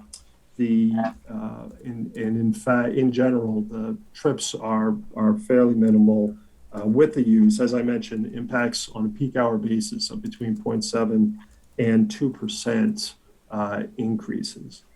In terms of the project access, as was noted, one of the driveways would be closed that currently accesses the Wyman Gordon site. But we anticipate that sufficient access would still be available with the remaining driveways. I mentioned that the site driveways meet the requirements based on the observed and posted speeds. In terms of the off-site recommendations, I mentioned earlier the speed radar signs that are proposed along 122. Those are the dynamic feedback signs recording or observing the vehicle approaching speed, flashing up the current speed along with the posted speed. It's got a very high success rate of reducing vehicle speeds in an area, and the applicant is proposing the installation of those signs along Worcester Street. As I mentioned, the project is expected to be a conventional warehouse, not an e-commerce facility. We did look at crash data, safety issues at those intersections. We saw nothing that indicated that there was any safety issues. All crash rates are below state averages. We're anticipating, as I mentioned, a minor traffic volume increase expected with the project. And as Attorney Donahue was referencing, we fully expect that as part of this development and it may be something that's required as the access permit is issued by Mass DOT, we anticipate a post-occupancy monitoring study would be required, and that is something that looks at the overall traffic volumes using the driveways, compares them to what was projected for the traffic study, and identifies if additional mitigation or improvements might be required. We would anticipate that would last for a period of 5 years, because that's typically what Mass DOT is looking for. Town would get a copy of that information, as would the local district. And this is something that we anticipate that would be part of this project moving forward, and it's a way for the town to have a sense of comfort that the project is generating traffic at the level that was anticipated, and also that DOT is expecting as it relates to the access permit. So with that, I'll turn it back over to Mark, and I'll be available for any questions. Thank you. So that's the heart of our presentation, Mr. Chairman. The architect is available with building renderings, but we've given you a fair amount of information already, and look forward to the chance to hear questions or concerns from the board and obviously from the public. Okay. If you're done for the moment, we'll turn it over to board members for their questions and comments. I have a few myself, but I'll let the other board members go first. Sure. So, I guess I'll briefly start. My first thoughts that I had so far is I do think the board will be interested in a peer review for the traffic study in particular, and so looking forward to hearing about that. But in regards to the traffic that was presented, just for Scott, where the traffic, truck to trailer traffic will not be during the typical road peak hours, do we have peak hours that they'll be actually operating at for the truck to trailer side of the traffic? I can get that information. It's a good question. It varies based on the user, but it's typically outside of the commuting peak hours. I have a few others, but I can defer for now. Well, who else wants to go before? I have two questions. Do you want me to go? Go. One is on, this is again going back to the traffic study. Can you, when I look at the traffic impact assessment, page 17, peak hour morning traffic was 1162 vehicles both ways, right? What was that you had presented, Mr. Thornton? What was the number that would be a net increase with this project, with the warehouse project during that window? During the morning time period? Yeah, the morning. Yeah, so in terms of the traffic volume expected from the project, we would during that period we would expect about 64 vehicle trips. That's both directions? Yes, that's entering and exiting. Yep. Okay. And that 1162, does that factor in the 16% factor of safety increase due to COVID conditions, or is it net of? Yes, it does. It does. Okay. That was one question. The second question was with respect to the trucks. In the traffic assessment, are these truck and car traffic to be considered the same in terms of count, or the truck movement is supposed to be, there should be a factor of something? Is it equal to 4 cars, 3 cars?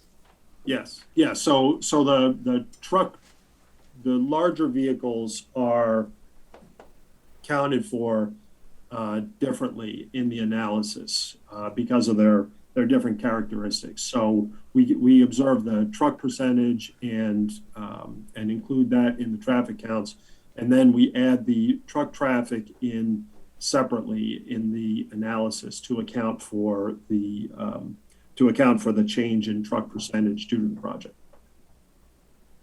Okay. Where I was not clear is you had 4, right? 4 and 4 for the trucks, the peak morning period. Is it 1 truck? Is it 4 trucks during morning period? If it's 4, is that to be understood as equivalent to 16 cars? It's not quite similar to, it's not a 1-to-4 relationship. In terms of size, a typical tractor trailer might be 60 to 80 feet long. A typical vehicle we assume is 20 to 25 feet long. So they are accounted for in the analysis.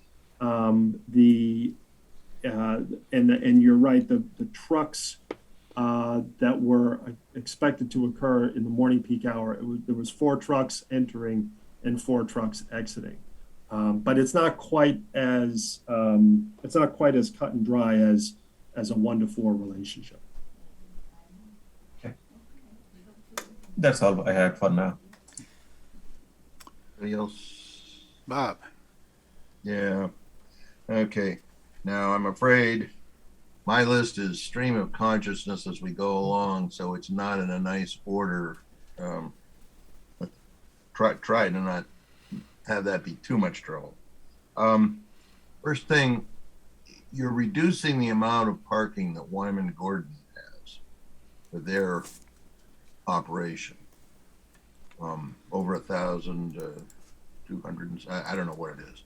I'm just wondering what our bylaw says Wyman Gordon needs to have for parking.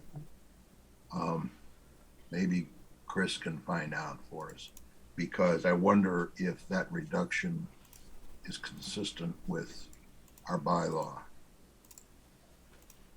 or whether it would require another trip to the ZBA or whatever. And oh, by the way, is that within the range of things ZBA can, is that a dimensional variance or whatever? Next, if I might. Sure. Well, we have taken a look at that. Maybe Mr. Hemingway could weigh in with some information we do have if Mr. Hassett would like it. I didn't understand exactly what you said. Sam, you want to review the parking? Yes, I certainly can. So that you are correct that the parking, total parking on the Wyman Gordon when it was originally constructed, it goes back obviously, significantly before the current operations, is 1,066 spaces. The operations at Wyman Gordon as they are currently occurring, I believe that they had reached to the town to try and get a clarification on just what is the classification of parking for what they do. So it was through discussions with the town that it was arrived at that the numbers that are indicated that both the required parking as it relates to transportation use, primarily an industrial and transportation use, but really it ties to the maximum shift operation and how they're running their operations. So it is, you're right, it's not a direct extrapolation from the bylaws. Both of these classifications are very unique, but it was certainly thought about and investigated to arrive at something that is appropriate to the operations that Wyman Gordon is currently experiencing. Right. That's not what I'm asking, though. Okay, I'm sorry. What I'm asking is, will they become, are they putting themselves in violation of the zoning bylaw requirement for them? We believe not, and asked that question of the town. It was the prior town official, but I think they have more square feet than you had. I think I'm sorry, I didn't mean to interrupt, but No. maybe it helps clarify their use as an active industrial use, according to section 4.2 of the bylaw, isn't based on square footage, but is based upon employees on a maximum shift, the most at a shift. And so Wyman Gordon provided some information to that effect to do it.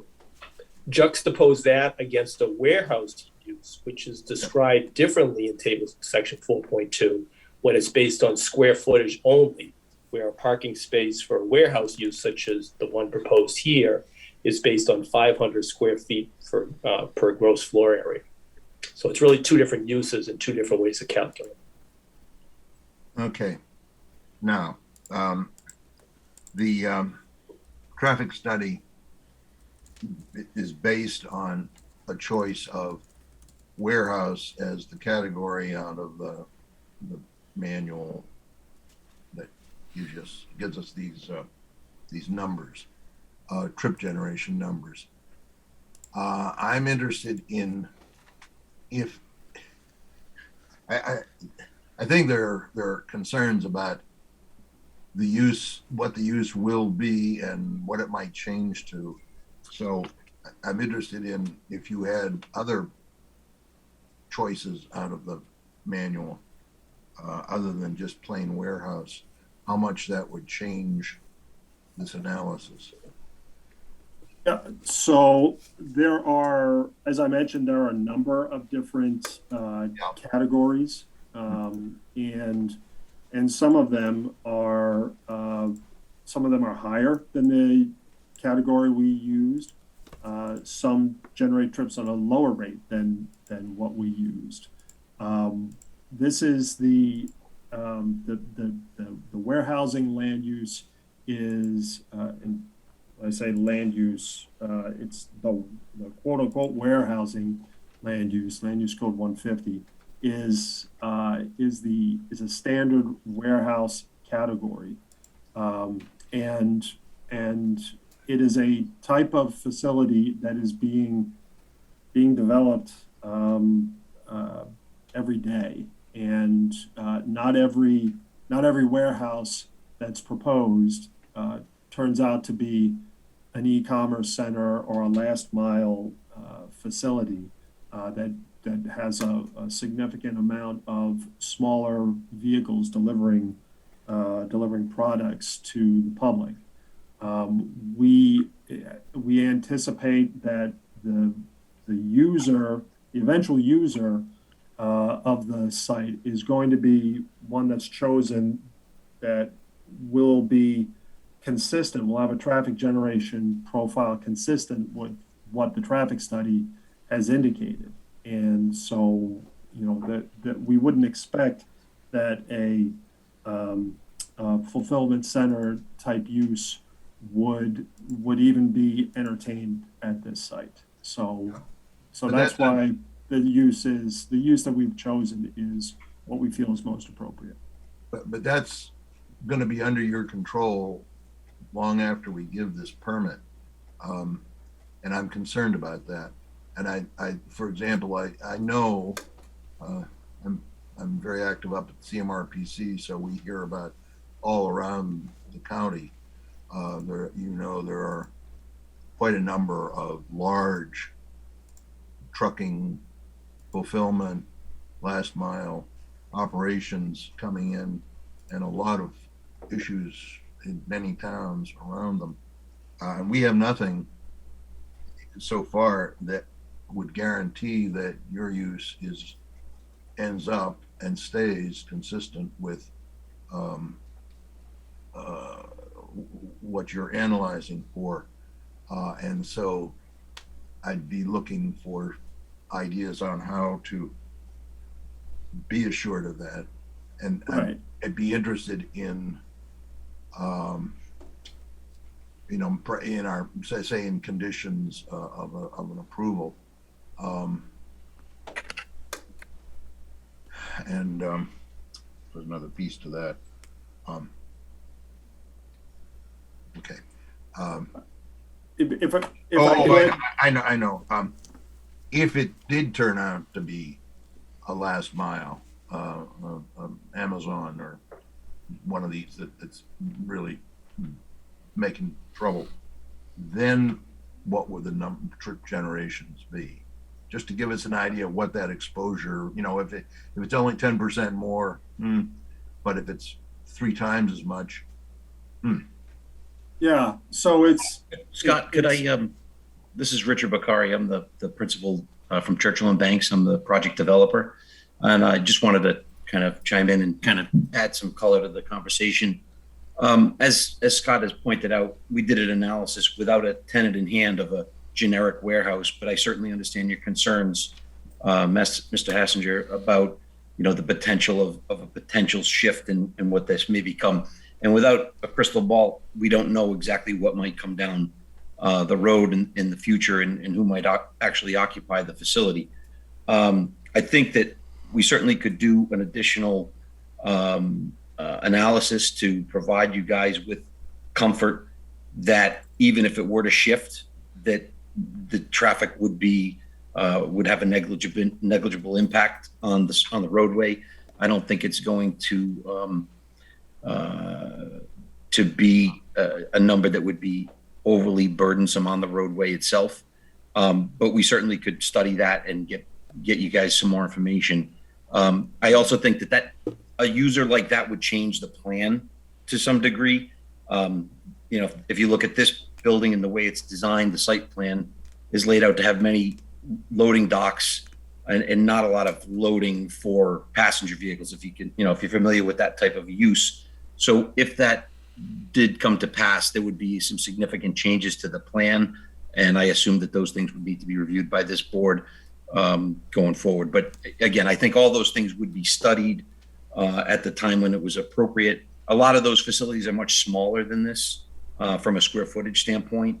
And again, it would just reshape the dimensions and the layout of the site design. But we're happy to give you guys as much information as we can. But without knowing who that end user is, it's hard to kind of design it in 4 or 5 different ways. But so tonight's presentation was based on just a typical warehouse, which I think is more likely due to the size of the facility.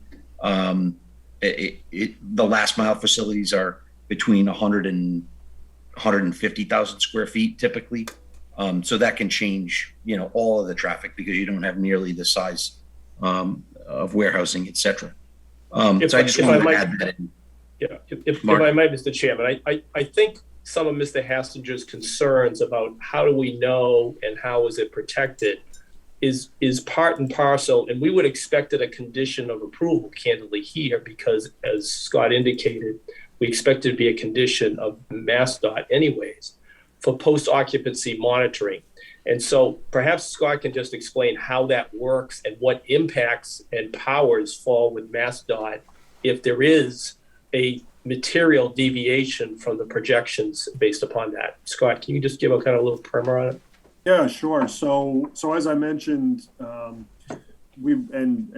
Mark had just provided on as well. The monitoring program is something that is a sort of a backup for the town and for MassDOT. And the way it would operate is that the same conditions that would be reviewed or that were reviewed in the traffic study would be monitored. So we would do the morning and the evening peak hour counts. We would do daily traffic counts. And we would compare what the site generates after occupancy to what was analyzed in the traffic study.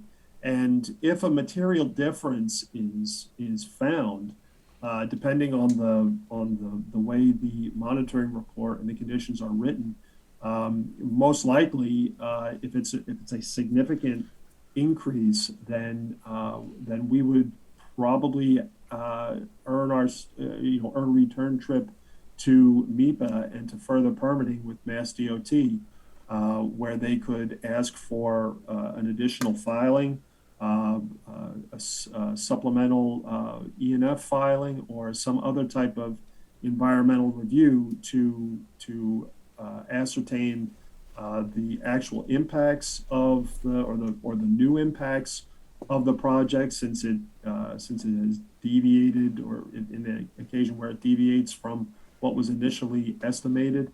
And then there could be some additional mitigation that flows out of that. So it's really, as I mentioned, it's really a backstop. It protects the town and protects Mass DOT from the occasion where the project winds up generating significantly higher levels of traffic than were originally anticipated and analyzed and expected to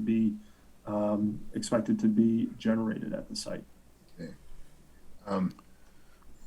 I hate to say this, but I know that at least one of the people there on the list of people watching this meeting has recently said that he's been on these boards for a long time, boards like this one, and seen many traffic studies, and he has never seen one that said anything except it's okay.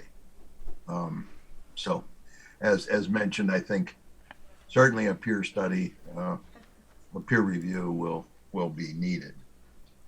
And I know, I think probably you're going to want to give all the folks an idea, maybe not tonight, of more detail about what the operations are really like, what happens, how it flows. But I think that's maybe for another, for a little ways down the line.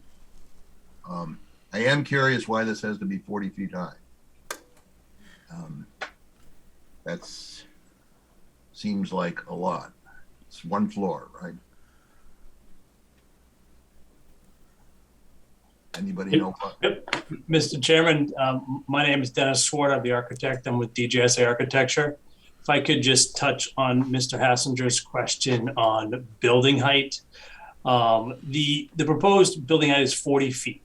The zoning allows 35 feet. So typically a large industrial warehouse end user, especially in this current ever advancing market, is looking for 32-foot clear height in the building. And that is to accommodate obviously additional cubic footage of storage. But there are a lot of advances that occur every 12 months in this industry in terms of automation of racking systems, automation of picking systems. So to make a building such as this size, attractive and marketable to an end user, you need that 32-foot clear minimum inside the building to be able to accommodate those needs. I think that, again, I think that a narrative on what these operations are like, and maybe even a pointer to a couple of comparable ones that people can go out and take a peek at on their own would be good. Let's see. Oh, yeah. I found that we had some elevations that showed up in the last day or so. And I noticed that some of them are for 40 feet and they're a pretty nice looking building. And then I get to the one for 35 feet and it's not at all pleasant. Well, it doesn't even have any trees. So I'm not sure that that's a fair comparison, is it? The building doesn't look the same at all. The tree, the landscaping isn't anything like it. So I think that that's an unfair comparison, but you will let whoever decides about the height look at that one. Tree sizes when you build this. What are the tree sizes when you build this, not 5 or 10 years down the road? Tree sizes are going in, once again, this is Nick Campanelli. They're going in 3.5 to 4 inch caliper, which is 15 to 18 foot in height for the parking lot trees, for the trees along Worcester Street. How high are the trees in the renderings? If If I'm guessing, they're probably around 20 to 25 feet. So that's not what we'll see when you build this. Not what folks will see when we build this. And it'll be a while before we do. That would be probably 2 years out. We expect 1 foot to 2 foot of growth I noticed. per year. Okay. I noticed one thing about the traffic study. We require a certification to be included in it that isn't in it, or I couldn't find it in it. Certification of the preparer. I think that needs to get, you either show me where you put it in or put it in.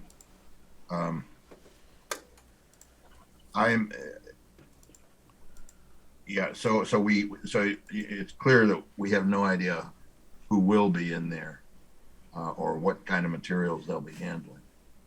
True. That's it. That's accurate. Okay. Now, a number of people have been concerned about turning movements onto and particularly off of the side streets. I think I found some level of service numbers for turning off of Worcester Street, but I don't think I was able to find any numbers for turning onto Worcester Street. And then in addition to that,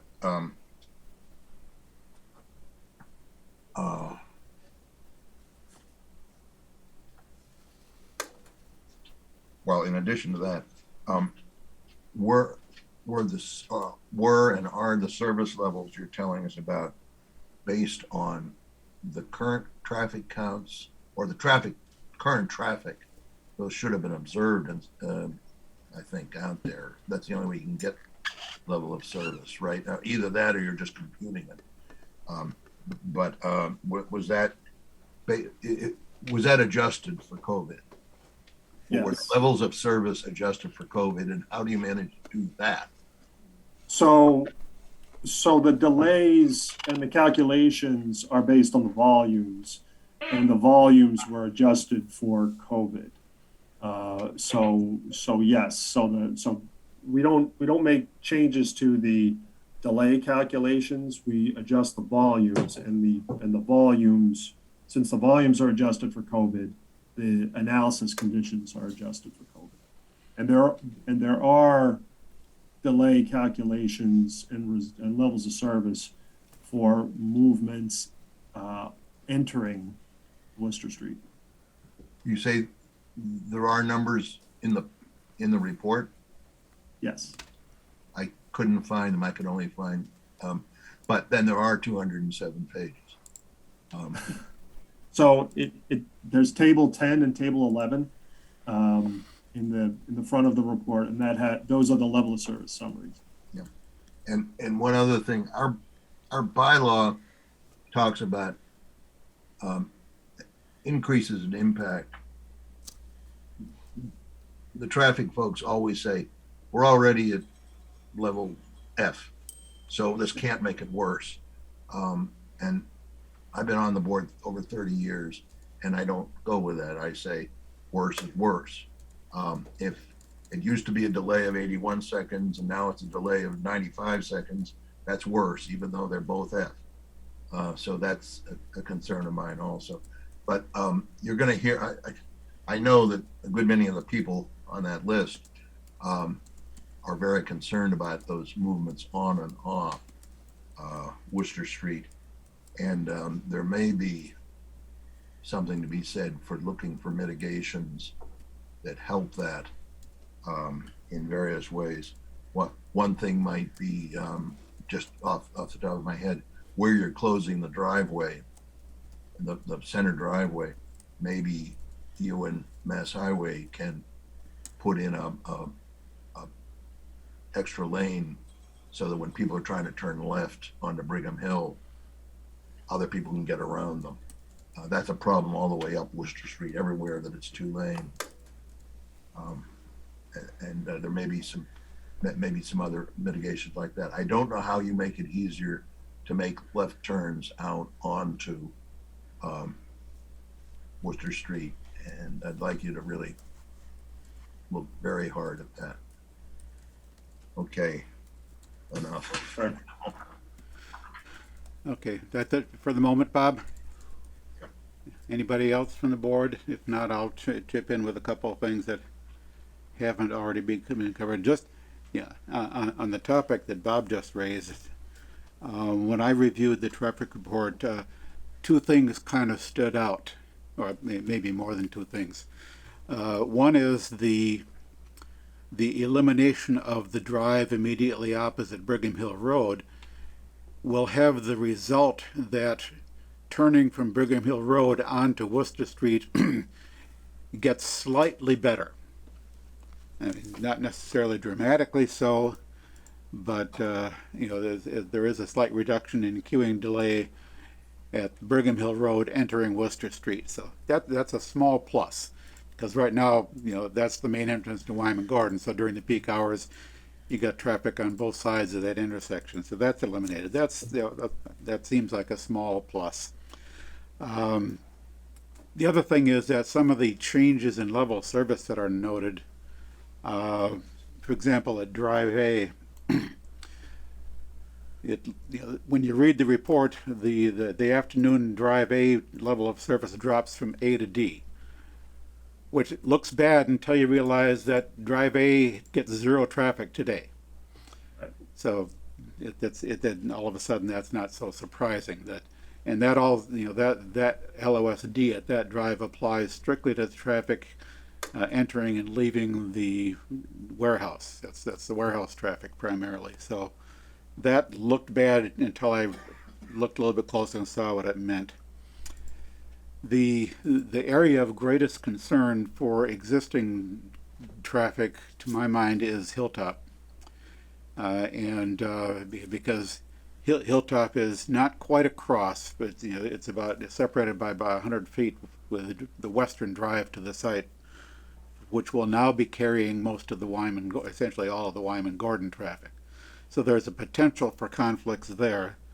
The traffic study, and again, we need to keep in mind that we are going to be very interested in having a peer reviewer review the traffic study on behalf of the town, and they will tell us whether, you know, we rely on them to give us a good reading on whether the applicant's traffic study has made appropriate assumptions and the analysis is consistent. So we always appreciate that second look at it. But bottom line is, where I see the potential adverse impact on existing traffic is traffic entering Worcester Street from Hilltop, and the morning traffic from Hilltop gets the level of service D, both pre-build and post-build. The afternoon traffic from Hilltop drops from E to F post-build, which reflects an increase in queuing delay and the time that people spend. It's a very small amount of traffic to begin with, but for those people who do turn from Hilltop onto Worcester Street, that's something that's likely to be noticeable. I'll be particularly interested in what our peer reviewer has to say about the conclusions that are drawn here. But let me see, what else do I have in my notes?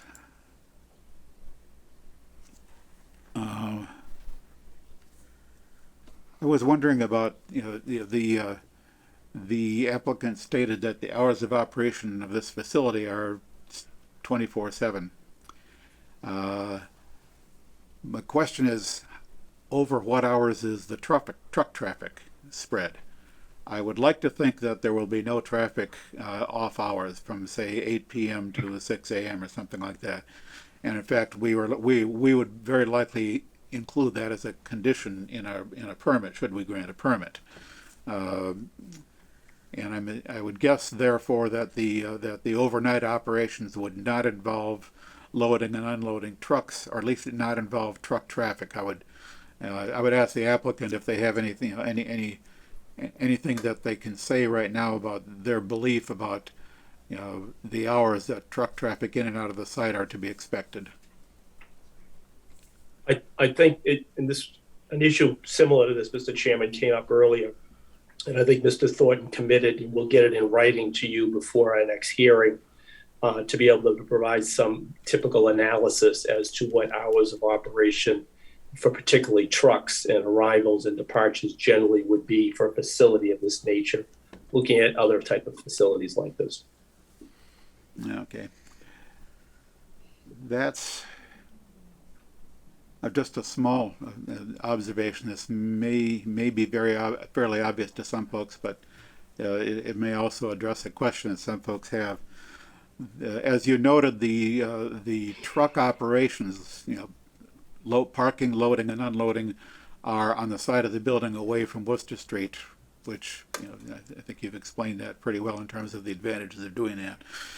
But one consequence of that is that I note that the truck traffic entering and leaving the site from Worcester Street is always going to be moving in the forward direction. You're not going to have trucks backing up in those driveways out into Worcester Street. You're not going to have any of those backup beepers. All those tractor trailers don't necessarily have those.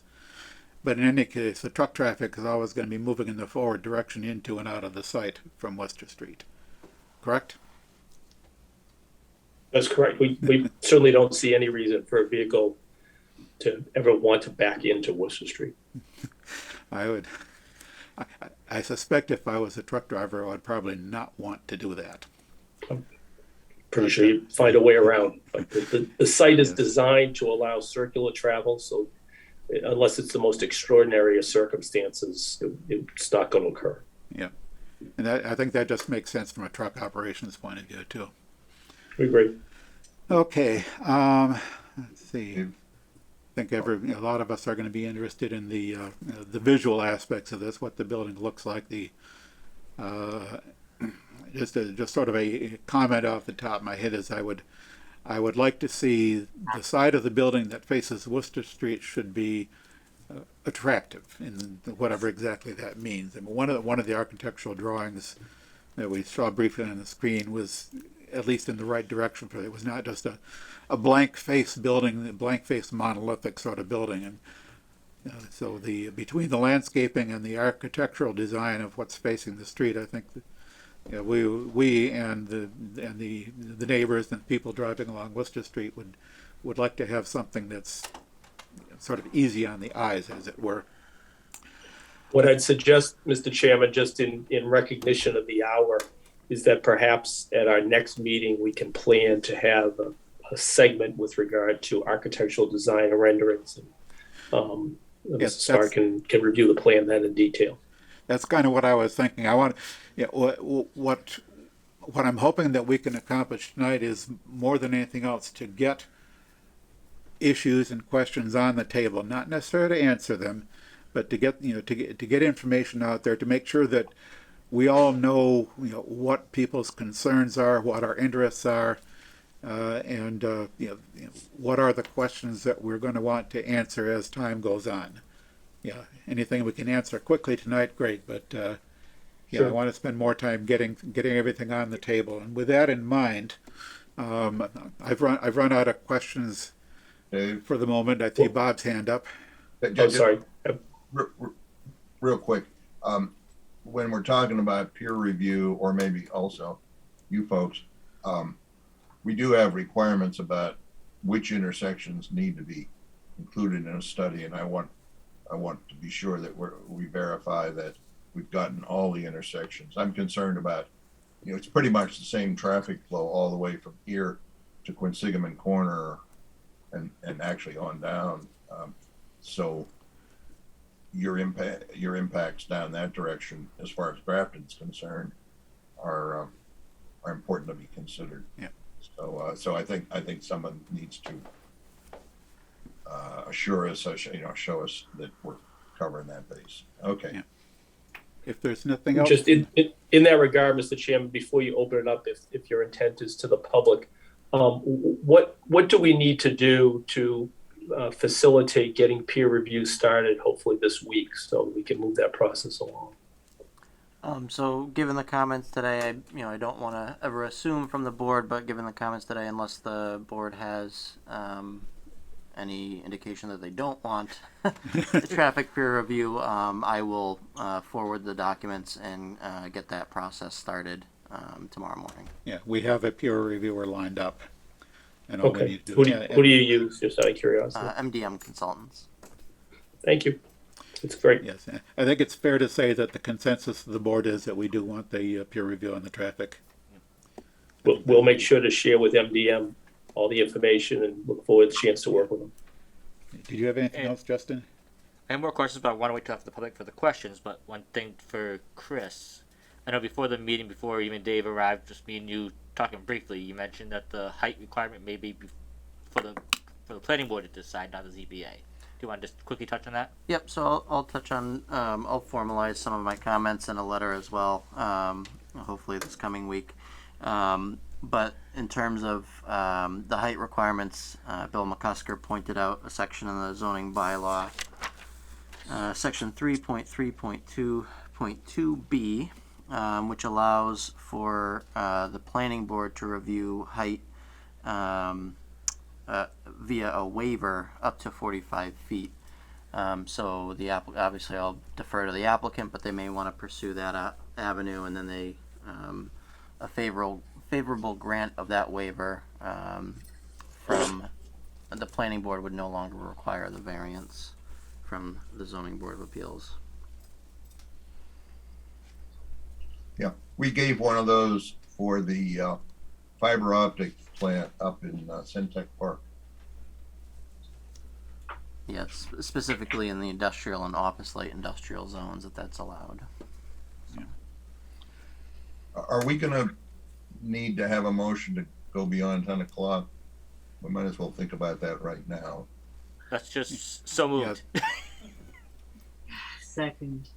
Moved and seconded that the board allow the meeting to extend past 10 o'clock. That's her motion. It was, oh, she seconded it, okay. Yes, so I'll call for a vote. Justin? Aye. Bob? Aye. Linda? Aye. Prabhu? I have no choice. Aye. And Dave votes aye.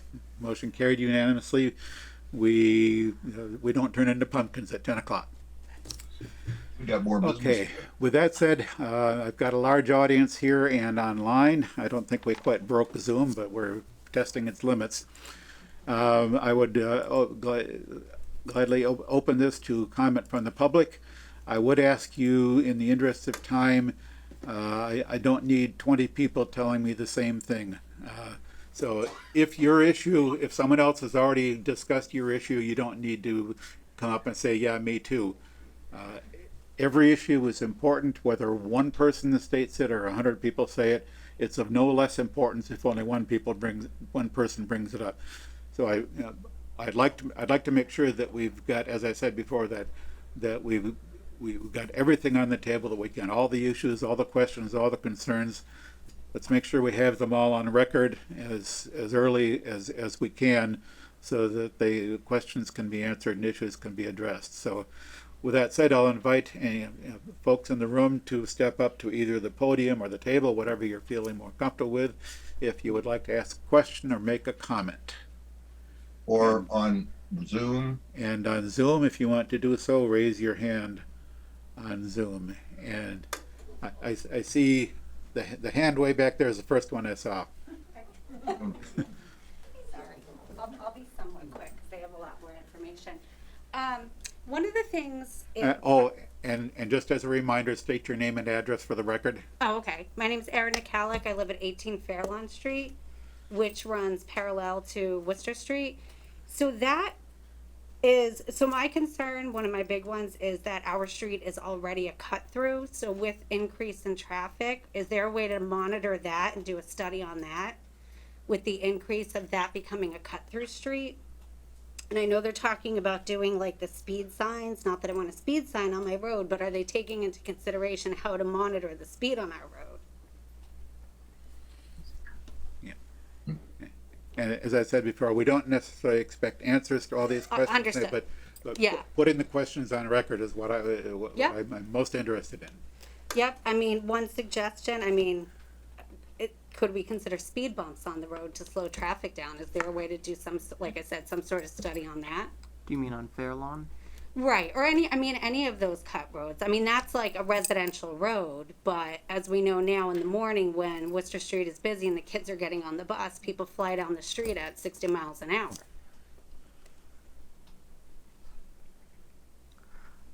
So I'll defer to the applicant, but there may be opportunity to review potential for off-site improvements, looking at not just Fair Lawn, but also, that being a private or a public street that we could do it. yeah.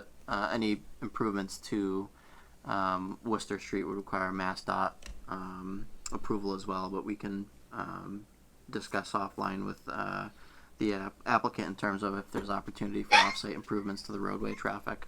Okay. That was my main concern. Thank you. Thank you.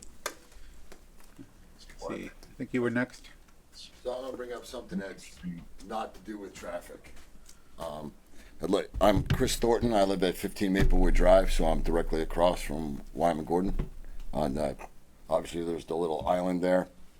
I want to know if someone is going to do a photometric analysis on the parking lot lighting and the lighting on the building, because right now, I mean, obviously the lighting from Wyman Gordon doesn't shine directly into my house, but it does light up quite a bit across the way. So what's that light impact going to be on our neighborhood? And the other thing I would like to talk about real quick is any use of the impervious surface where they have concrete and whatnot. We're always talking about stormwater runoff. Is there any plan to use permeable concrete? I've had to use that on construction jobs in the past at aprons for driveways and whatnot where there is water. And I know they use it quite a bit down south when they do have heavy rains. It allows the water to dissipate down through the concrete into the ground without there necessarily being stormwater runoff control. So those are two things I wanted to mention, and I would like to see a photometric study analysis done for that, for the light. Yeah, just a quick on both of those topics. On the second topic, first, that the management of runoff is largely, I think, that's going to be handled under the stormwater review, which started last week with conservation. So, and if they're not already aware of it, particularly a question about the use of permeable surfaces, they should be made aware of that. Because I did one right up the street on Deer Gnome, where that solar field is. At the end of that driveway, that's permeable concrete right there at that apron next to the vet. There does seem to be an increasing interest in that lately. On the photometric question, I suspect, and it wouldn't hurt for them to document this more fully, but I suspect that because of where the parking is located, most of the lighting is going to be back behind the building from you, away from you. Well, not where the parking lot is. But yeah, that's I think Because when you do an industrial zoning, a normal parking lot, say like Cumberland Farms or Stop and Shop, I believe they can have 0.25 candle lumens or whatever, candle power per square foot. In an industrial setting, you have to have 0.75. So you go from 0.25 to 0.75 for an industrial area. So that's why and those poles have to be taller at 25 feet above grade versus 20 feet or 15 feet above grade. And I think Chris has on the screen. Yeah, so they did provide a photometric plan. This is just one section of it. It's obviously a large site, so they split it into 4 sections. Obviously, if the applicant wants to chime in, you can see that this is showing the illumination. This section, almost like a topography. These lines are the delineation between different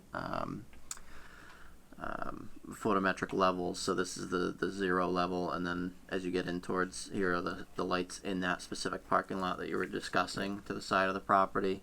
Obviously those are where the light is being generated to the highest amount. Because I do believe that one of the reasons why Cumberland Farms couldn't be open 24 hours a day or past 10 o'clock was because of the parking lot lighting. And that lighting is going to is significantly less and covered a significantly smaller area than we're talking about for that. Yeah, and it is the glow, not just the light shining straight at my house. It is that ambient light that's going to affect all of us in the neighborhood. I don't want to be paying, a cornhole in my backyard at nighttime with lighting from across the street. I mean, obviously that's an exaggeration, but we have problems here at the high school. Oh, you know, you have a night game, and we had to go through permitting and different things to allow that to happen. So that's a concern from the We'll want to make sure that, you know, in the board's review of all this, that we pay attention to the lighting. Thank you. Among all the other things that we have to pay attention to. Thank you. Yes, sir. Good evening. My name is Jim Shannon, 237 Brigham Hill Road. I've lived in this area or in that area for the last 60 years. A couple of 3 or 4 minor points before I get my major concern. On the study of the trucks coming in and out, I don't believe the number of trucks from Wyman Gordon was included in that summary that I saw. I haven't seen it other than just on the screen, so I saw it quickly.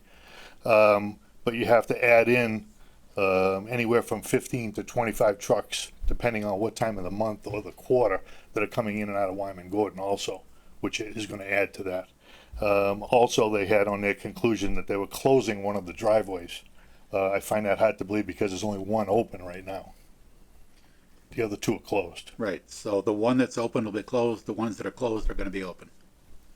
Yeah, so he said it was a reduction. It's not, it's an increase. The conclusion on their slide said it was going to be a decrease in open entrances and exits. It's actually an increase of 1. I would like to see the traffic study increased in time slots from what they show, because the rush hour actually goes to 6:30, 6:45 from people coming out of Boston or coming out of Springfield. So I believe they show till 6 o'clock only, which I think is a little misleading, especially right there on Grafton Street, coming and going back and forth to the Pike. The next item I had was based on your question about trucks backing up and coming in. If you've ever been down on 146 to the warehouse down there for, I think it's BJ's, I think they have a warehouse on the Rhode Island, Massachusetts border. They don't back up and go in and out, but I have seen numerous times trucks parked on the road waiting to get in to the warehouse. I think that would be a major concern if all of a sudden we're seeing 15, 20 trucks backed up from Wyman Gordon down to the post office.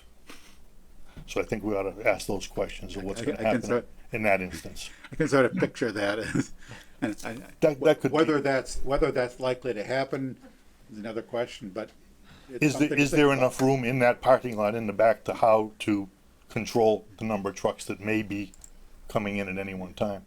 Overflow because of weather, because of whatever.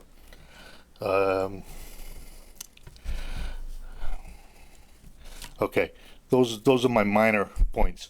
My major point is basically the elephant in the room that we have had for years when it comes to discussing the Wyman Gordon property, and that's toxic waste that's in the ground.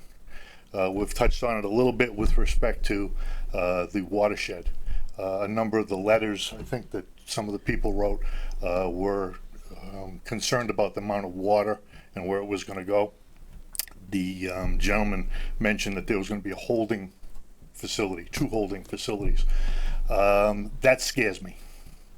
The holding facilities, number one, would have to be dug down. I know there's toxic waste over there based on what we've seen over the years, so it would have to disturb some of that soil to basically to put in a holding tank, number one. And number two, if we do put in a holding tank, what is the leaching going to be on that, and how slow or how fast is it going to be leaching that toxic that's in the soil now out into Flint Pond? Okay, which brings up a legal issue, I think, that the town has to protect themselves on. If we're going to look at that, and we have to study that, I'm sure, are we going to have to get Shrewsbury/Worcester involved, because they're on the other side of Flint Pond? If there's going to be water leaching toxic materials, which it very well could be, into Flint Pond, we're not the only town involved on that. That could leave us open to some problems in the future, especially with the weather that we've had this year. If we get this much rain on a regular basis, we're going to be leaching back into Lake Quinsigamon, let alone Flint Pond. I think that's all I had. I wanted to make sure that we as a town, protected ourselves and looked at those issues so that we're not dealing with them 2, 3, 4, 5 years from now in a hurry up and protect people scenario. Thank you for your time and for Great. allowing me Thank you. to state my views. I see we have one attendee with a hand raised on Zoom. Let's give our Zoom folks a turn.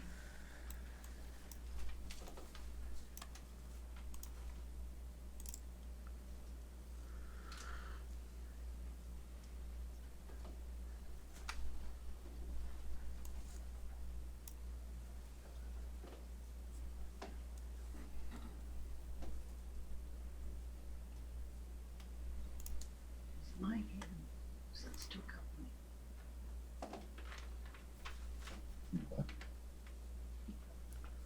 Sorry, I've just been unmuted. I hope everybody can hear me now. Yep, Yes. Rosemary Boulanger, 10 Fairlawn Street. One of the things that I didn't understand about this project is that it is a spec development project. And there seems to be a lack of clarity about what the ultimate end user will be of the property. And that could really change dramatically the appearance of the building, the traffic patterns, the loading and unloading. I work for a distribution company. The truck traffic is enormous. It's loud. It's one of the things that I publicly commented about. So I would like to go on record to ask the developer for what their plans are for marketing the property. We've heard a lot about standard spec development for warehouses of this type, but in order for the community to buy into this, we really need more information about how you are going to market the property. The other thing that I would also say is that I think the landscaping, including all deciduous trees, is inappropriate. I think there should be some evergreens that block the building. The building as it stands now is extremely unattractive. And I think that the color scheme needs to be looked at. A dark brown is going to face the Maplewood folks with very dark, because they're going to be looking right at it. So, those are some of the concerns, in addition to all the concerns that I publicly commented about, which I will not reiterate at this point. Thank you. Thank you. Do we have any other? Hi,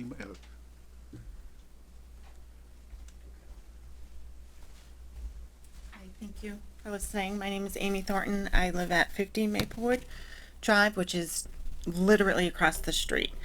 I know we've gone over the traffic. My only question to the board on traffic is they took into account a traffic or a new development in Millbury, but we know we have about 3 or 4 that are underway in Grafton. So how come the traffic study didn't look at those as well? One of them's right across from Nelson Park. So I think individually these traffic studies may say there's no impact, but when you put them all together, it's a big impact. We've lived there for 20 years, and I'm not a traffic expert, but I see every single day the traffic that goes by. My bigger concern is the Deer Gnome intersection, because that's where the entrance is going to be, pulling out of Maplewood, trying to get onto Deer Gnome with Cumberland Farms. There's people turning in. It's not safe. So I think that intersection really needs to be looked at. My other concern that Rosemarie said too is that there's no user. We don't know who is going to be coming into. We don't know if people are going to be renting 10 bays at a time. You have multiple customers. The town of Milford, if it's not Amazon, that's fine, but the town of Milford has regretted letting a warehouse come into their town strictly because of the traffic. The last thing I will say is that it is light industrial. People have said, well, you bought across from an industrial zone, so you should just deal with it. It's less than 170 feet from our door to the building that they're building. So it is an industrial zone, but it's literally across Worcester Street from a residential area. So I just wanted to make that known that is, you know, these are some big concerns that we have. Thank you. Thank you. Thank you. And yes, it is frequently an issue when you have the boundary between a residential and a commercial zone of any kind. There's always issues with, Yeah. and at those boundaries, while we're pretty much, Yeah. constrained to allow an industrial or commercial type use, we pay extra attention to how the two, how things change from one zone to the other. Right. We pay particular attention to, and the applicant has kind of at least, said something about paying attention to the aesthetics of what where it faces the residential zone, and yeah, we it's a concern that we Right. frequently have to deal with. And we know we're on the busy road, but we have Maplewood as a Yeah. buffer. And so what we're worried about, quite frankly, is that if we don't own 122 and they need a turn lane, that they're going to take the buffer and now we're going to live on Worcester Street.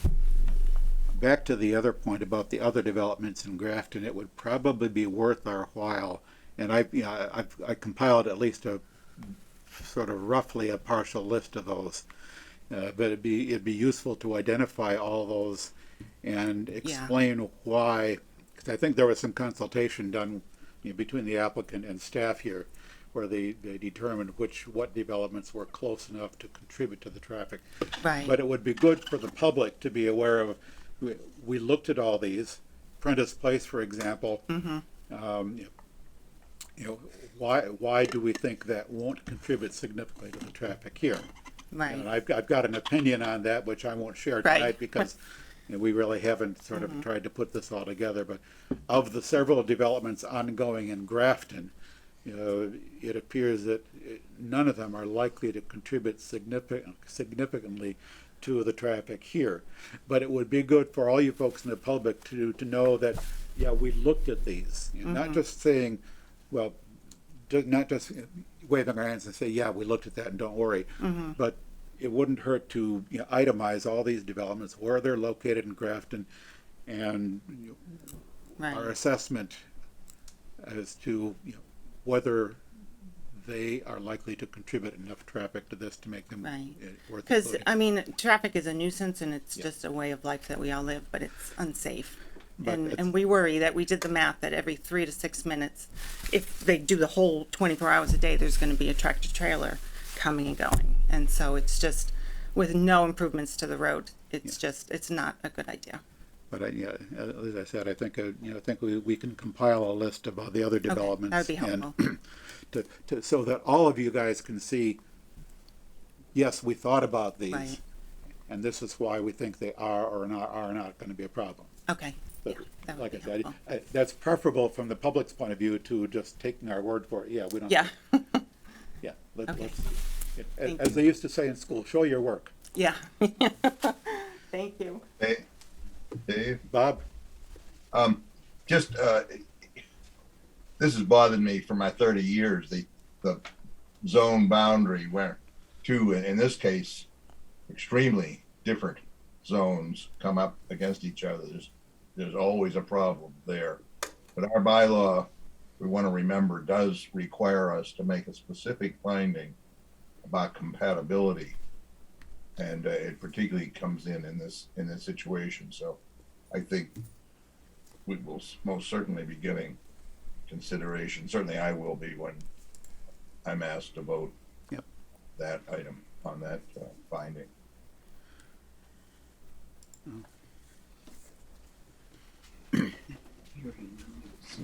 Hello. My name is Bella Thornton. I also live at 15 Maplewood Drive.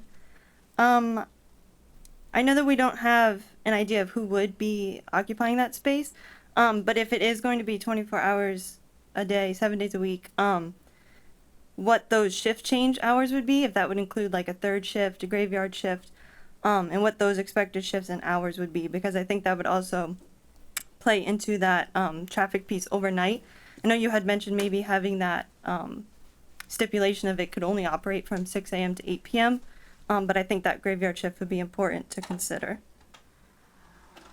Another question I had was that the traffic, was it studied over a 5-day weekday period, or did it include the 7-day weekends also?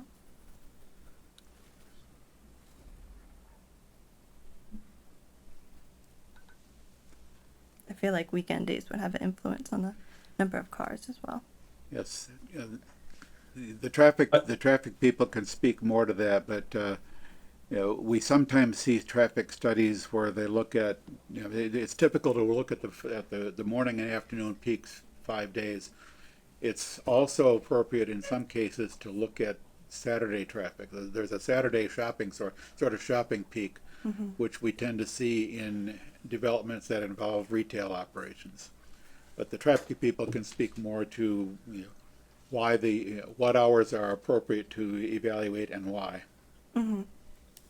I saw Mr. Thornton on Zoom. He was paused, so I wasn't sure if he heard that question all the way. If I could, you know, I had to run and get a battery charger for my computer, but so I only caught the tail end of the question. I was just wondering if the traffic study, was it studied over a 5-day weekday period, or did it also include Saturday and Sunday traffic as well? Yeah, we just focused on the weekday traffic. Okay, thank you. I have one last question. So going back to talking about that water and the pollution, many residents in North Grafton already experience brown water quite often. I know it's been kind of an issue that's been going on for quite a while. So I was just curious if this construction, as well as the operation of this facility, would impact that town water, because often it's not really drinkable and it's visibly brown. So I was hoping to get some more clarity on that as well. Yeah, I don't know that off the top of my head. That's probably a question that we can ask the reviewers to take into consideration. I suspect not, but I'd rather have a professional reviewer, take that into consideration. I agree. Thank you. Thank you. Yes, I think we have some hands raised, and so my battery is dying on my laptop, so I can't see who's raising their hand anymore. Yep, I think we had some hands raised. We have 4 hands raised. I'll go in order of when they raised them, if that's acceptable. USB-C. Oh, that is USB-C.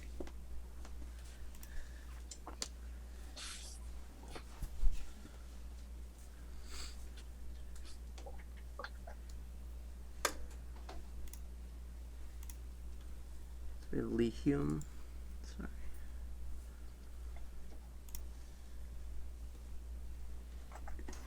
Yep.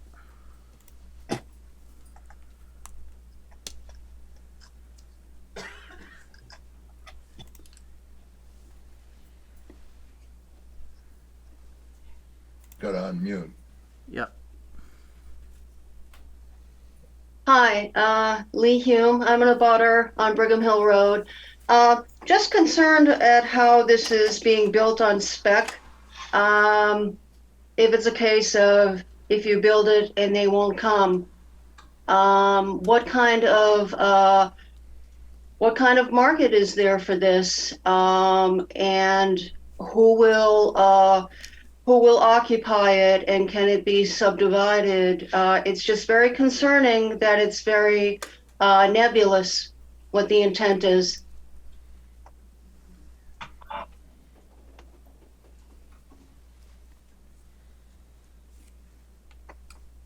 Mr. Chairman, it's Mark Donahue. Just for the record, so people don't think that somehow we're acknowledging the particular question. At this point, we just want to see what the issues are. We'll either respond in writing for the next meeting or respond at the next meeting in a comprehensive fashion. So I don't want somebody to misinterpret our lack of response. We're taking careful notes, and we understand, and we're going to respond to all of these at one time. Yeah, again, just to reiterate what I said earlier, just in support of that I want to make sure we've got everything on the table here. I don't expect us to get all the questions answered. And even if there is an answer given out tonight, it may turn out, that may turn out to be a provisional answer. We can get better information as we go forward, but again, I want to make sure that anything anybody's concerned about that we've got on record. So we have some other hands raised on Zoom. So I'll be recognizing Kim and Mark Shortman.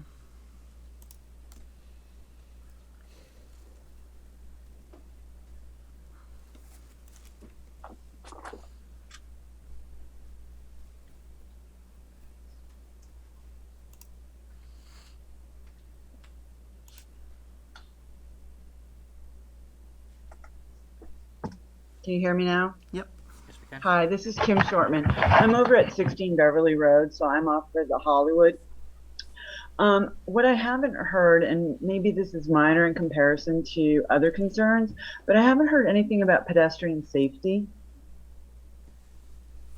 I know personally, trying to just cross by the Verizon store twice this week, I've almost been hit. We do not have adequate markings or safety for any of our crossings around this area.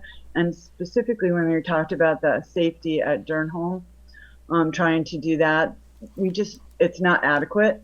And even though I know that you've been talking about traffic seeming to go in the opposite direction from where I am, heading more to the Pike, there's just such an increased traffic that even at 6 in the morning, and I'm well lit up in the dark, trying to run or walk, unable to cross safely. I even spoke with a police officer who was not far.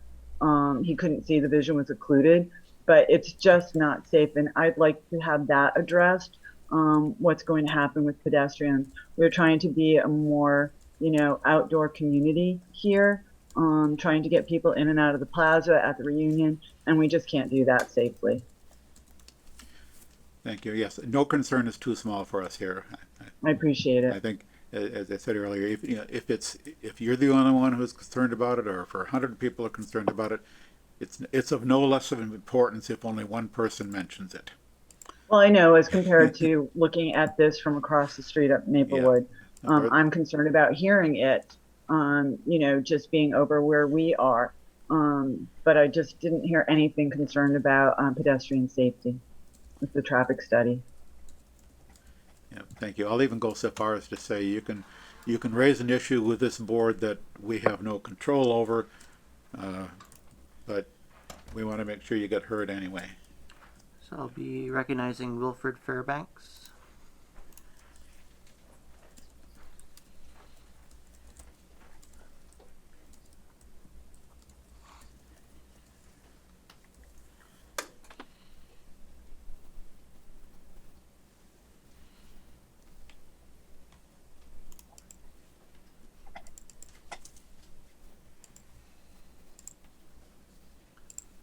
You may be on mute. Yep. All right, this is Wilfred Fairbanks. Yep, we can hear you. Can you hear me now? Yes. Okay. This is in regard to Mr. Hackinger's comment about backing into Worcester Street, the truckers. Well, to get to the dock, they have to back into the docks, and that's 70 docks. And they have to, according to DOT, they have to have a backup beeper. And I live about a quarter of a mile right now from the railroad tracks, and in good weather, we sleep with our windows open, and I can actually hear the train go click, click, click, click, click, click, click over the tracks. So what's it gonna be like having trucks back in? Daytime, nighttime, doesn't matter, for one thing. The second thing is, has anybody taken into consideration the amount of extra traffic that's going to be on this, the burden it's going to put on our police department or our fire department, because they have to answer calls?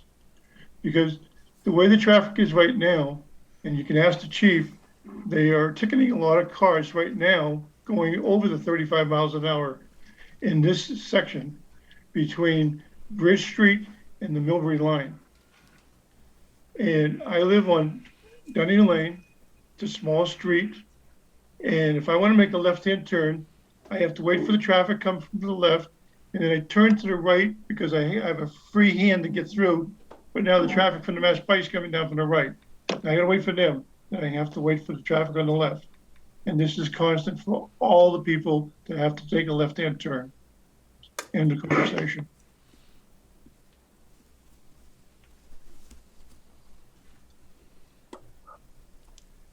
That's it. Okay, thank you. Thank you. I saw a hand in the room here. I've got at least one more on Zoom too. We'll take the room here. I'm Matt Paget. I live at 263 Worcester Street, right across from the turnaround where the proposed private entrance is for the employees. Regarding, just following up on Mr. Fairbanks' statement regarding safety, I just wanted to address the fact that across from, what's your fair lawn? Hilltop. I'm sorry, Hilltop. I find it to be a very problematic area already. Nobody's addressed any issues regarding the safety and the high rate of accidents there. I know because I have a camera and I'm home a lot during the day, and there's tons of accidents right there, primarily from people heading out towards the Pike, taking a left onto that street. I have a number captured on video. I've seen a motorcycle wipe out, and I've seen numerous car accidents.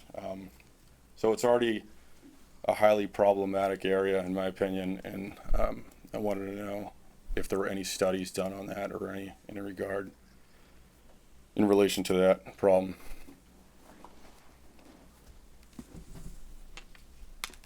Thank you. Okay, thank you. I've got another one on Zoom here, and then I'll take one from the audience. Chris Mead.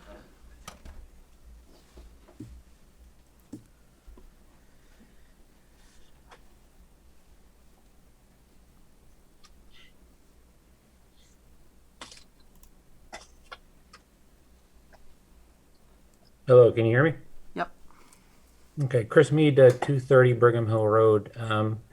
Taking a look at the civil plans and the initial kind of plot layout of the building, I've noticed that there are both entrances to the property. There are both left and right hand designated turn lanes leaving the facility. This would indicate to me that you're most likely with having the anticipation that there'll be traffic lights there to control that flow. Is I don't know how you would have trucks stacked up side by side, both taking a left and a right hand turn at the same time without signaling. Is this something that has that's part of the plan or anticipated for the MassDOT review?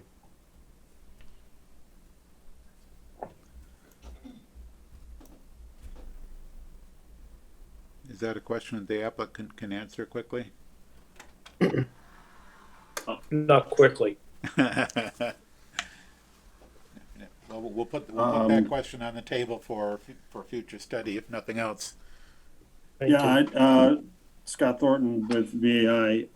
At this time, we're not anticipating any traffic signals at the driveways. Okay, but right now it is designed with the civils. With that in mind, I'm confused then as to why you would have both a left and right hand turn lane if that weren't in consideration.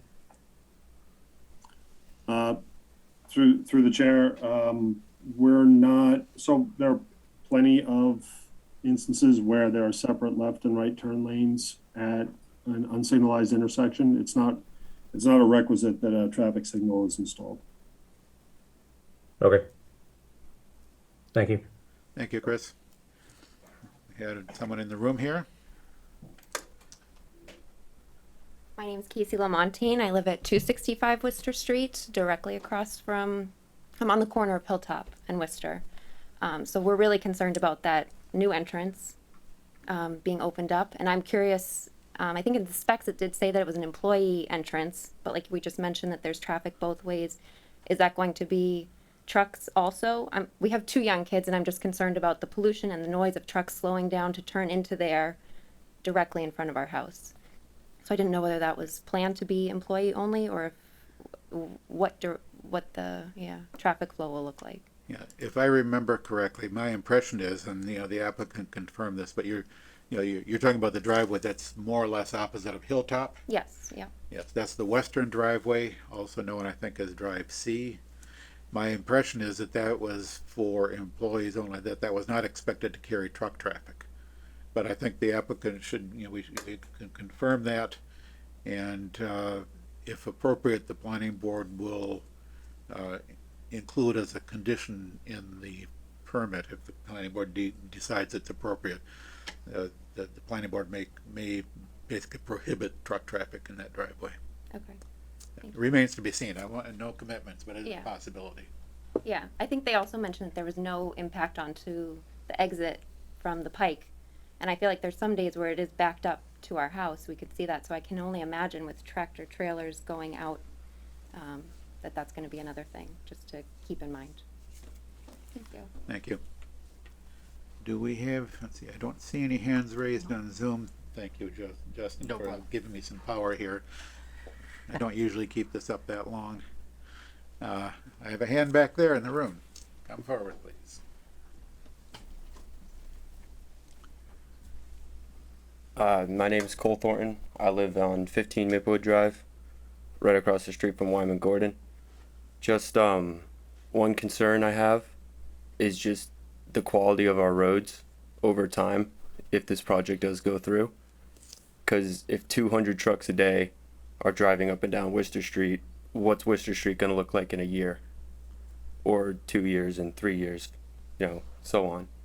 So, and then in the winter especially, like I saw a sign on the way here saying they needed plow drivers. So if the roads aren't the best during the winter because we don't have enough people to plow the roads good enough, granted 122 is a state highway, but still even at that, it's not always the best during the winter.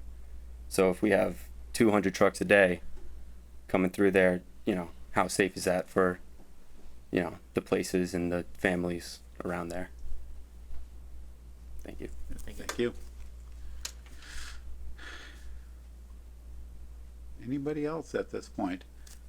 Again, we have another hand up there. I'll make it quick, I promise. It's only a little bit after 10. I know. We've been known to run our meetings till midnight. It's rare. I can talk. I'm a talker. I don't think I'm any of us actually, my want name to. is Sandra Nelson. I live at 13 Maplewood Drive, which again is across the street from Wyman Gordon. I actually wrote a letter, and I, on behalf of my neighbors, not all of them, but quite a few. And we obviously are very concerned about a number of issues, which I highlighted. For me, this traffic study, I the more I think about it, I visualize it because the left-hand turn, I think, going into Wyman Gordon is going to be an issue. And I guess for me, thinking about trucks backing up with cars is going to be pretty extensive. And I think somebody pointed out that just the backup to the pike is really significant. And I certainly worry about just the air quality in that area, which is, we're pretty close to the road. And I've heard volumes of trucks, that are anticipated going into this particular facility, and I did hear that, and I think someone said that it was not anticipated to be an e-commerce kind of facility at the moment. So I do worry about that, among other issues. But I appreciate your time and listening to everybody. Thank you. Thank you. Anybody else have anything they want to say? Yes, sir. Yeah, Ed Kwiatkowski, 235 Brigham Hill Road, been there 27 years. This project, once all these issues are ironed out, this project gonna go forward. Is there any way of stopping the project?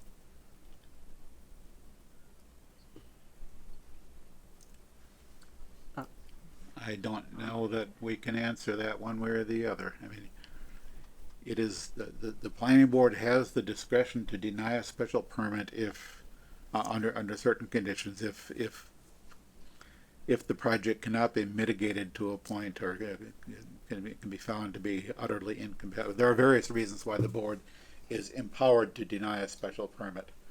I can't even begin to speak to how likely that is in this case. It's probably not, right? But there's still a possibility, right?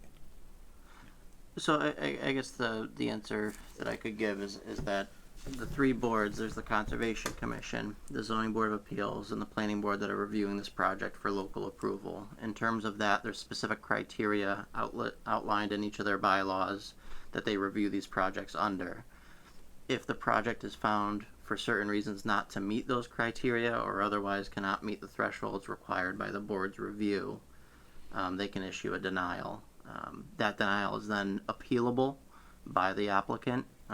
If they win the appeal, it could be remanded back to the board or otherwise approved, by the land court. So there is a process in terms of all of that.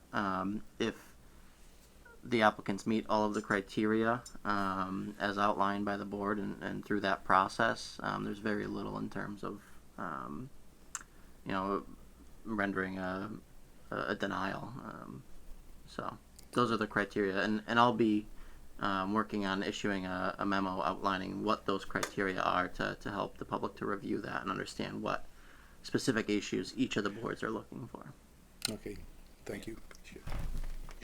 I'll just simply say that we could issue denial for anything we didn't like, but if we did that, we wouldn't stand up in court, and it would be right back to either us or just approved, and that's not. If we deny something, we want to have it denied under, upholdable conditions and reasons. Yeah. But I'd say that there's quite a number of factors, as I said earlier, that we're required to consider, and we have discretion to consider others. Planning boards have a fairly broad discretion. People can look in the zoning bylaw and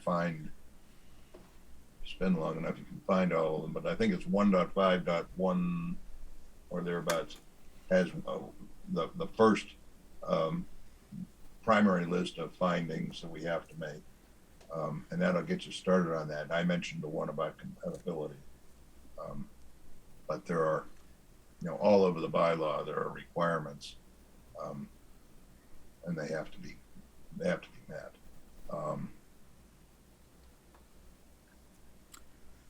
Okay, and we have in another some hand way, raised on Zoom.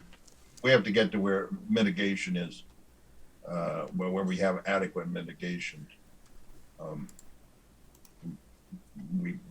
I asked myself, will this stand up in court before I go down some route? Yes, it is kind of pointless to deny a project only to have that denial reversed by the courts. It's also very expensive. Yes. We We prefer not to do that. It starts with Superior Court for us, I think. Yes, if we're going to make a decision, it's one that we want to be able to stand up to any appeal. Having said that, I see a hand raised on Zoom. So Chris Venuti, promoted.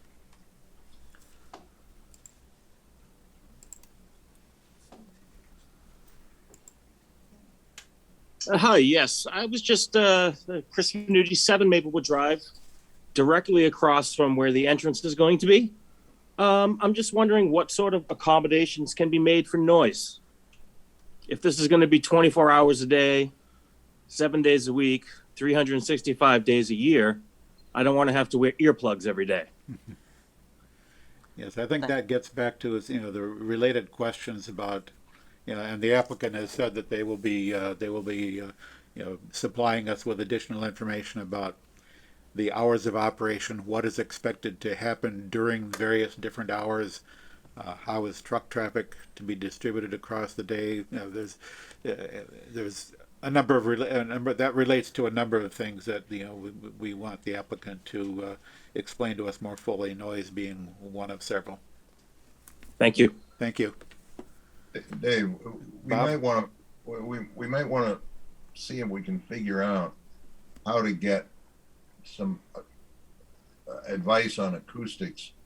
All of the backing up, which is the thing I think that's where a lot of the noise we really have to worry about comes from, the beep, beep, beeps and whatnot. In this situation with a 40-foot building between these people and where that's going on. How, what can be expected in terms of shielding the noise? I think it might take, I don't know whether it's an acoustic engineer, but an engineer that specializes in sound. Yeah, I seem to recall on one or two occasions in the last number of years, we've had questions about noise, and we've had some sort of somebody who could professionally analyze, you know, the noise generation and transmission, and that we may want to think along these lines of getting some sort of a professional opinion about noise generation and propagation. And perhaps mitigation if necessary. That kind of goes, it's sort of implied that if you're generating excessive noise, it needs to be mitigated somehow. Yeah, but it's another aspect, a different aspect of the acoustic question. All right. Line the back of the building with sound absorbing material. Yeah. Mr. Shannon. Thank you. I know you were being somewhat facetious on the comment about expenses for having this turned down. Along those same lines, I'm wondering the expenses for lawsuits for cancer, and I'm also wondering who's going to pay for the expenses up front to have the land tested. I know the Wyman Gordon property has been tested a number of times over the years, and in some cases, some of the areas have been found to be extremely toxic. The areas on the map that they showed, the holding ponds, one of those areas was a toxic dump years ago, back in the 60s. I'm wondering if the town is going to ask for samples up front, or have Wyman Gordon do samples up front, so that it doesn't become a cost to the town down the road. I don't want to see Bob have to put out extra money because we weren't doing our due diligence up front. Has that been approached? Has anybody thought about it? Has there been any concern? You go back 10, 15 years ago, and I know one whole area in the back northeast corner was dug up and refilled because of the amount of toxicity in the soil. And that was just one area over there out of the 100 acres that are over there. If I might, Mr. Chairman, I know I said earlier we're going to wait, but I don't think it's fair for either my client or Wyman Gordon to have aspersions cast on the land. So this time I am weighing in. With regard to the development parcel that is before you, that portion of the property has been evaluated for the environmental condition and has been found to be in compliance with what's referred to as the Massachusetts Contingency Plan, which adopts certain standards for materials in both soil and groundwater. So the land that's subject to review by you has already been evaluated in a private party transaction. I can't speak to any of the Wyman Gordon property, but I note that the rest of the Wyman Gordon property is not before you for development. So I think it's truly irrelevant. Does that include the areas where the holding ponds are going to be? Which I believe is extremely relevant. I just said it involves the entire development parcel.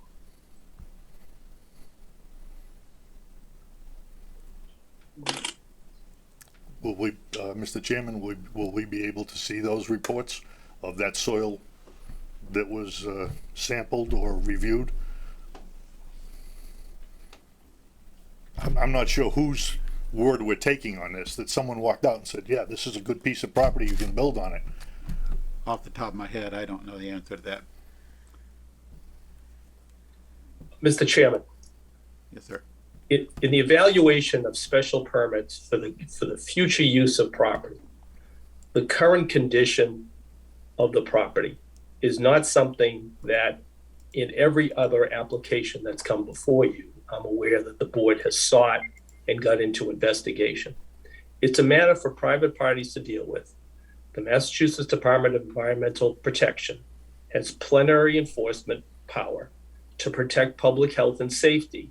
And it really is irrelevant to the issue before you, which is whether this is an appropriate location for a distribution warehouse. And I see it truly as a red herring to try to take this entire discussion off track. I don't think it's irrelevant when that property has been proven in the past to have toxic waste and to be cancer-causing materials buried in the ground, going all the way back to the 50s.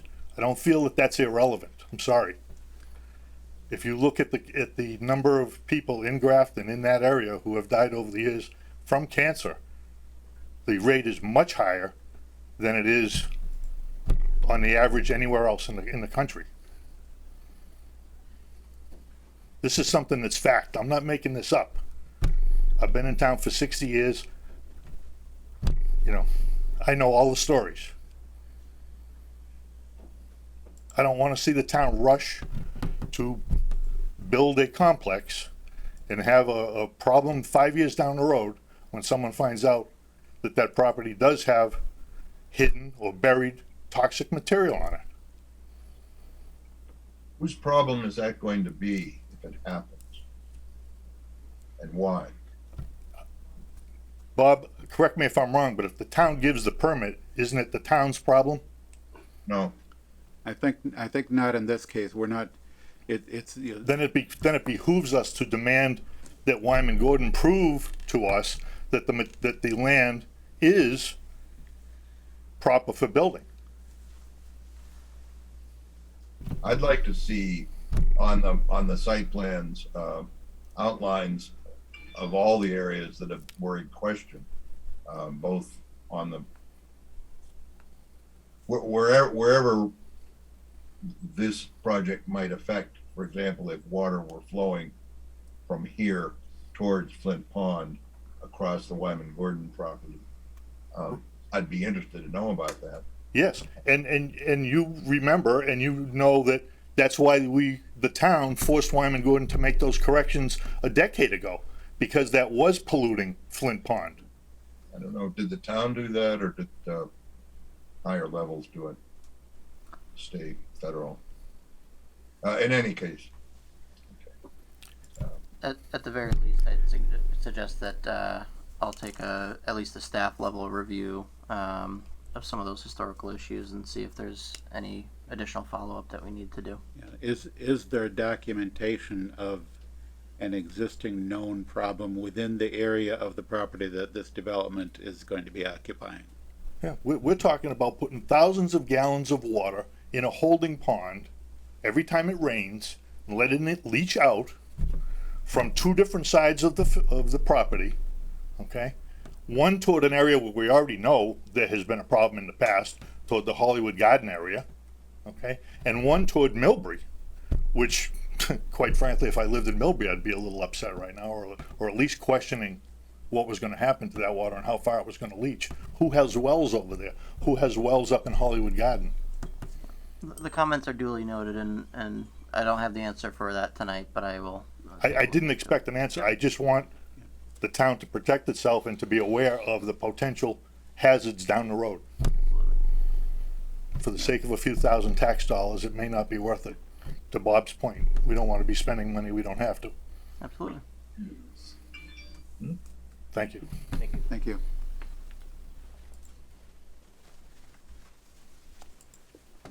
I don't see any hands raised on Zoom at this point. If there's anybody else in the audience who has something more to say tonight, if not, I will thank you all for coming out and staying not too late. And a reminder that this process will continue. Is there anything further that the board wants to bring up at this point? I do have a few minor just questions I want to raise for the applicant that I defer because I want to let the public have a chance to speak for anyone that might have had time commitments to deal with, and I don't necessarily need the answers to these questions today, but I want just a few minor ones. It was brought up that this is a typical warehouse and not e-commerce. My question is where the applicant has said they don't know the future operator of the warehouse. Is this excluding any e-commerce business like Amazon, or is the term e-commerce used to mean the last mile delivery of a warehouse operation? And how is the applicant expecting to guarantee that, or should we make it a part of our conditions? That's the first point. The second question, I think, is I could look at this a little bit closer on the plans and figure it out, but for the building height, are you measuring that from the top of the 6-foot berm, or is there going to be a dip behind the berm where the building footprint is going to reside? So that'd be a difference of essentially 6 feet in elevation from Worcester Street that I'm curious about. Yeah, maybe we could get a cross section from Worcester Street back through the building so we can see that. Yep.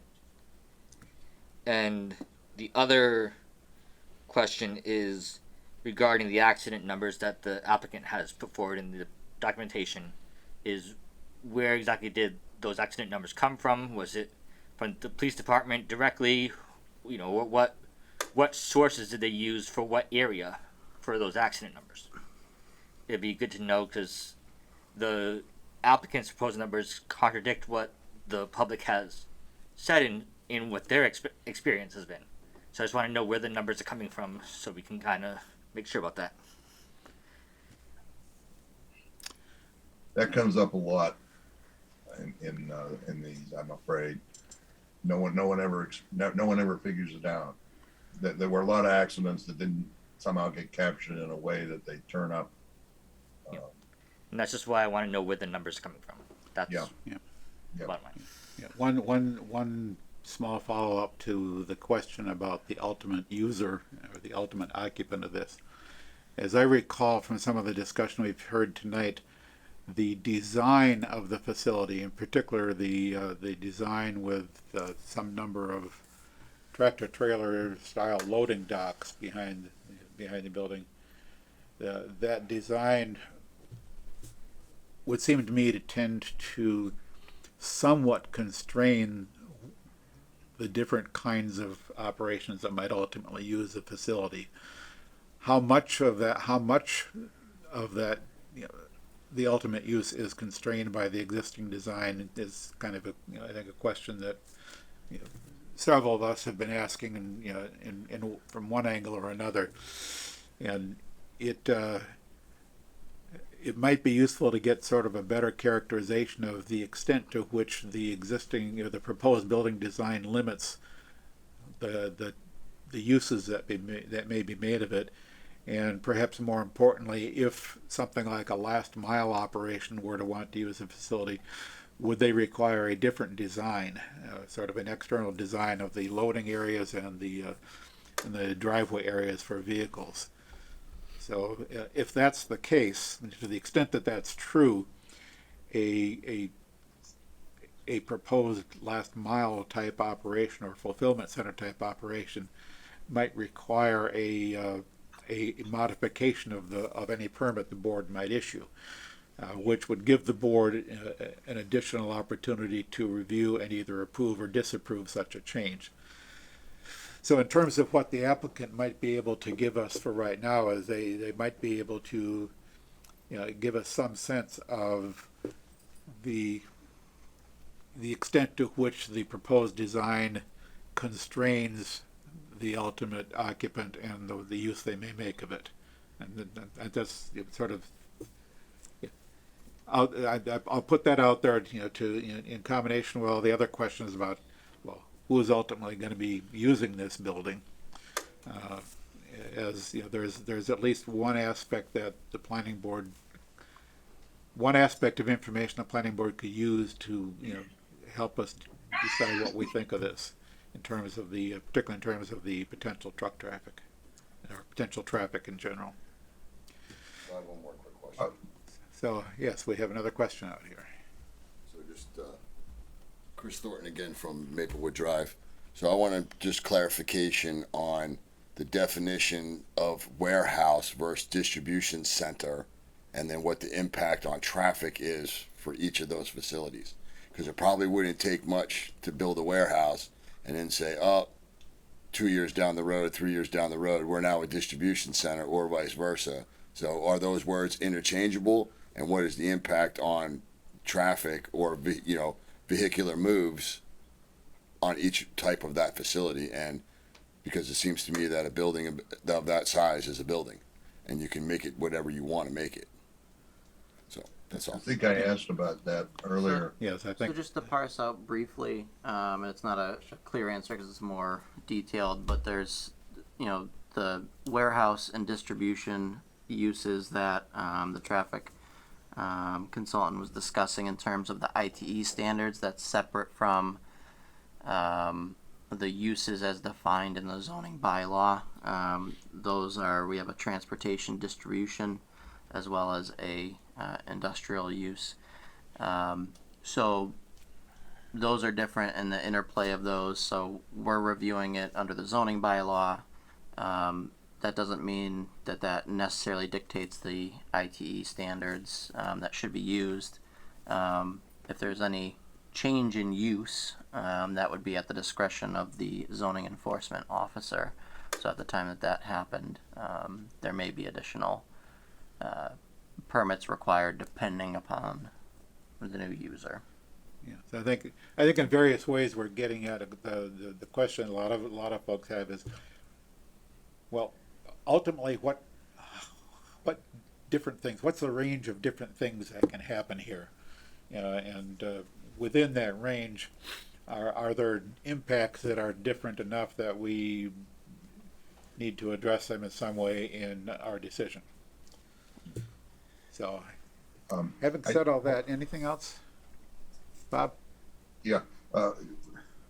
One of the things was our bylaw has some sections about what this use is, but our decision, I think, could also say the use must be consistent with the ITE warehouse, whatever it says the rule is.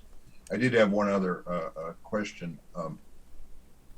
Earlier when we talked about the possibility of a change in use to something else, a distribution, last mile, or who knows what, and part of the comment was that it would probably involve changing the building or changing the application of plan. So that brings us down to, is the building going to be built before the ultimate occupant is known, or is it, because in that case then you can't really go back because the building's already there, or will it wait until that use is nailed down before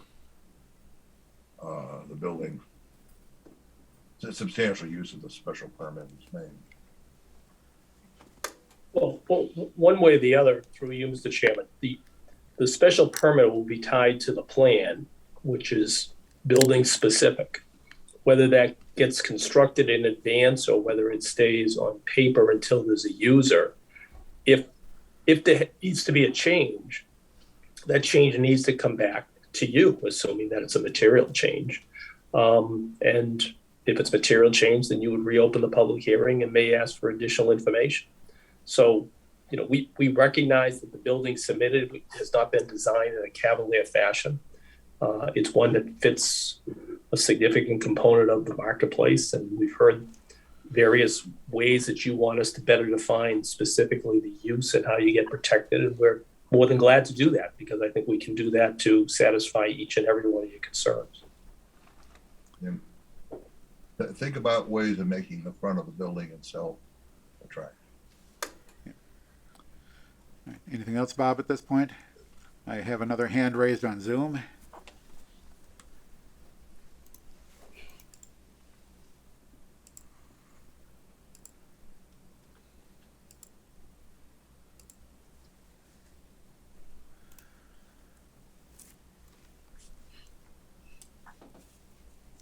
Hello, Leanne Gagnon, 17 Maplewood Drive, directly across from the facility. I just have a couple of questions I just wanted to put on record quickly.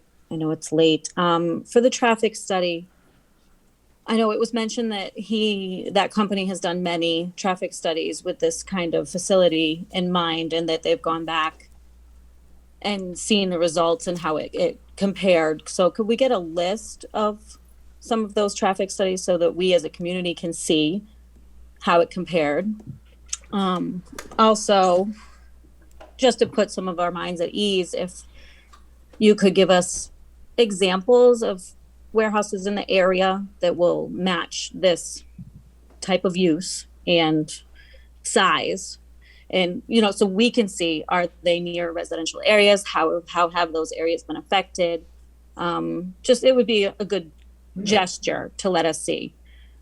And also, I just real quick on the trees, I noticed that on the plans, the evergreen trees were in front of the office building behind the warehouse to screen it, but no evergreen on Worcester Street. So I'd prefer to have it screened by evergreen trees on Worcester Street and even on the island where Maplewood Drive is. Thank you. Good night. Thank you.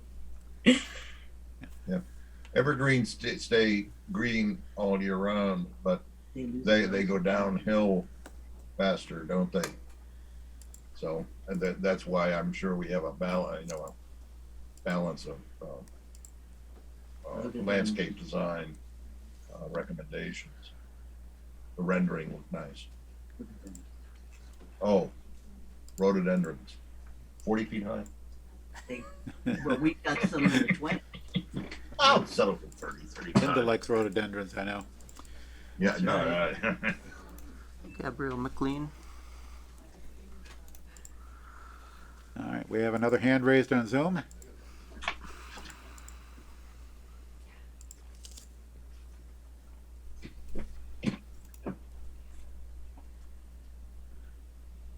Sorry, can you hear me?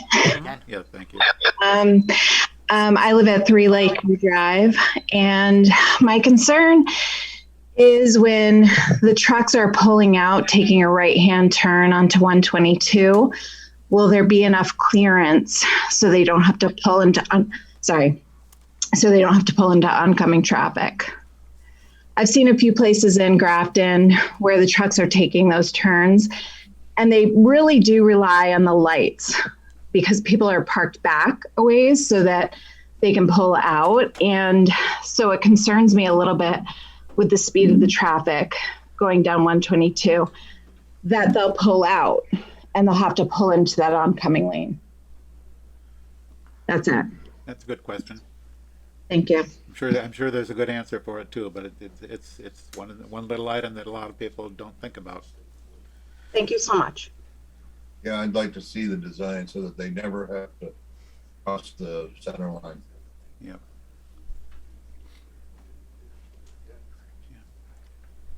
Okay, if there is nothing else, no hands raised on Zoom, no hands raised in the audience at the moment. Anybody else on the board need to bring up anything else?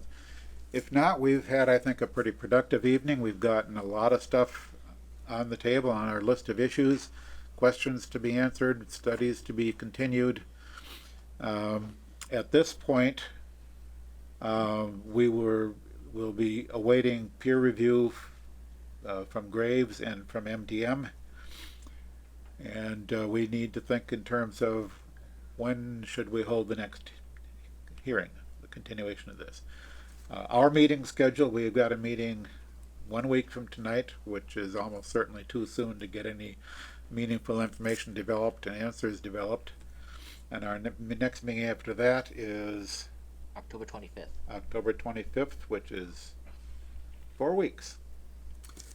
And I think if we have reasonable expectation of having updated information before 4 weeks from now, then we probably want to consider continuing this to October 25th.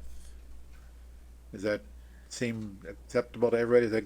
Does that give the applicant enough time to come up with responses and update the updated information that we might be looking for from them? It does. Mark, so you're good with the 25th, Mark? You and your colleagues? Yeah, we'll make it work. And we should be able to get something from our peer reviewers by then, hopefully. Yes. I mean, Graves I know is already working on it, right? Mhm. And we'll get MDM started tomorrow. They seems like they ought to be able to, get a report back to us within 3 weeks or so. Yeah, I can't guarantee it, but I'll ask for them to Is Graves doing conservation also? Yes. And can we get maybe find out what he finds out for them? Be interesting. Sorry, Sometimes it's one report, but You were breaking up there, Bob, a bit. Okay, if there's a report that's included for conservation, part of this is, with the technical review team, we're going to keep all the information and reports that are developed for each of the boards as consistent as possible across them. So we'll have a copy. maybe it can be put in the planning board materials page for the project.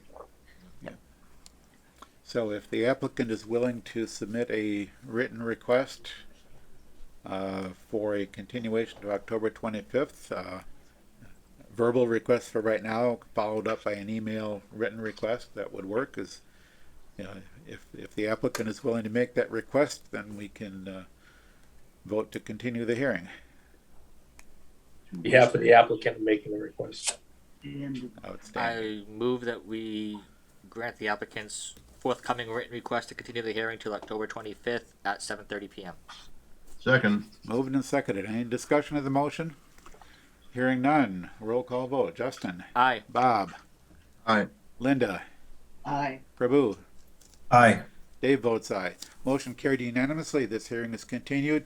Again, thank you everybody for spending the time with us. It's been great. I think we've gotten a lot of good discussion here going and hopefully a lot of issues on the table.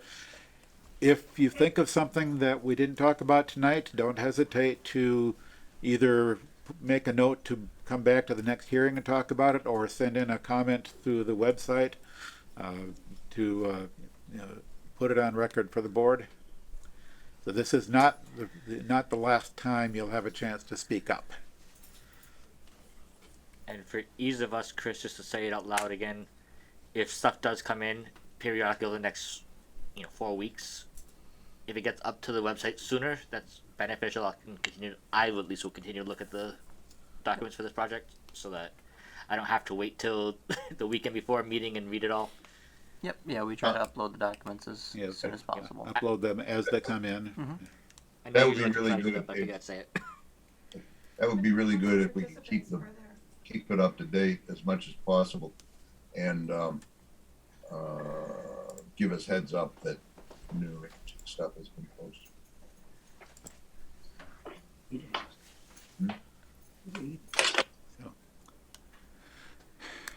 So we're done with this for tonight. Thank you for your time. You guys can hang around if you want. We've got a little bit more business to deal with. Otherwise, thank you again for coming, and we will see you next time, as many of you as want to make it. Appreciate all your input. Thank you. Thank you.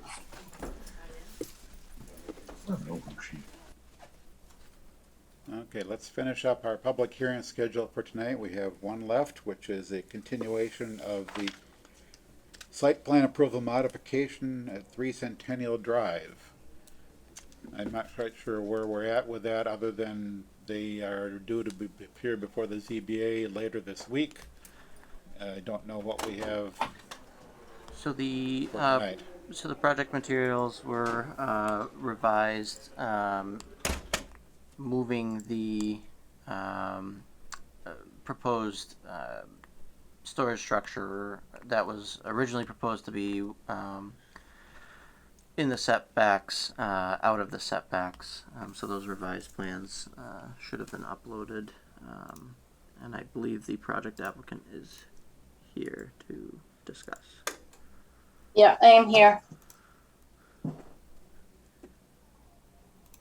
I'm ready when you're ready. Yeah, so where are we at? So good evening.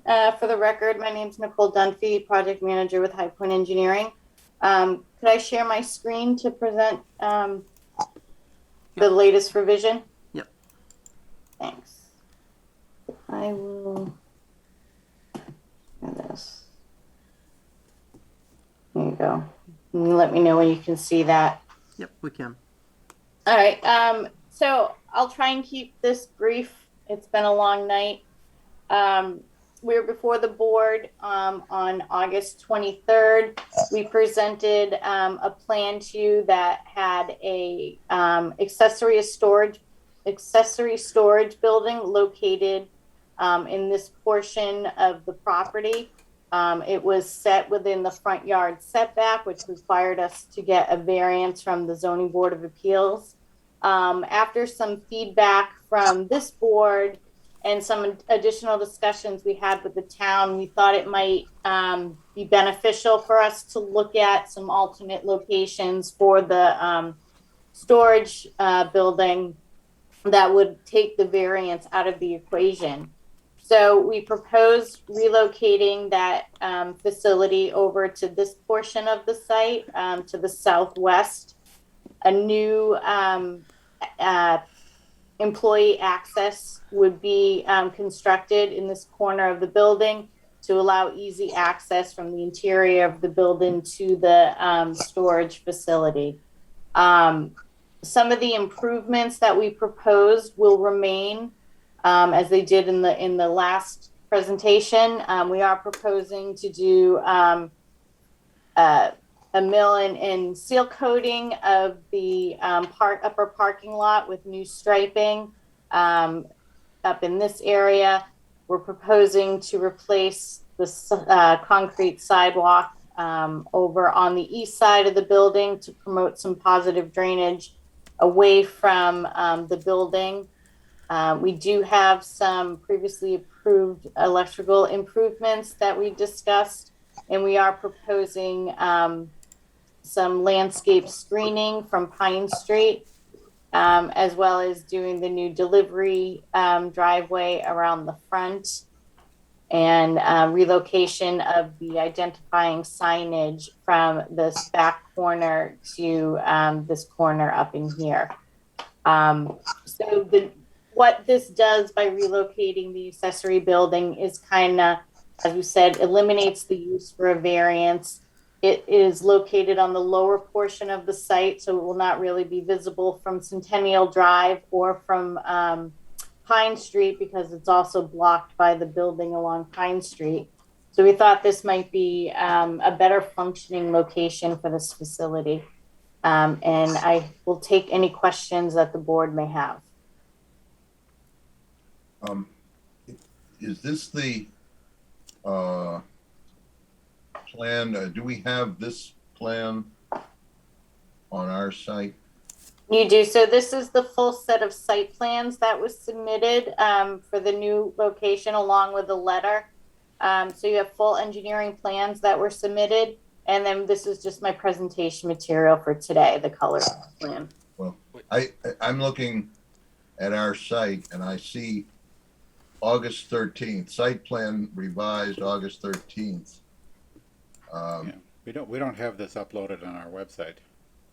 We submitted it last Monday, revised through September 20th. Okay, that's why I asked. And do we need any review from engineering, Chris?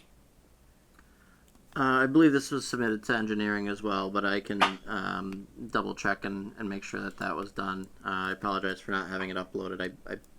I thought it was, but I do know that we have these materials, so I can have them uploaded. I think we need to be able to see the stuff and see what our engineers say. We did have initial discussions with engineering on the need for the facility and some of the improvements, and we had very little feedback from them.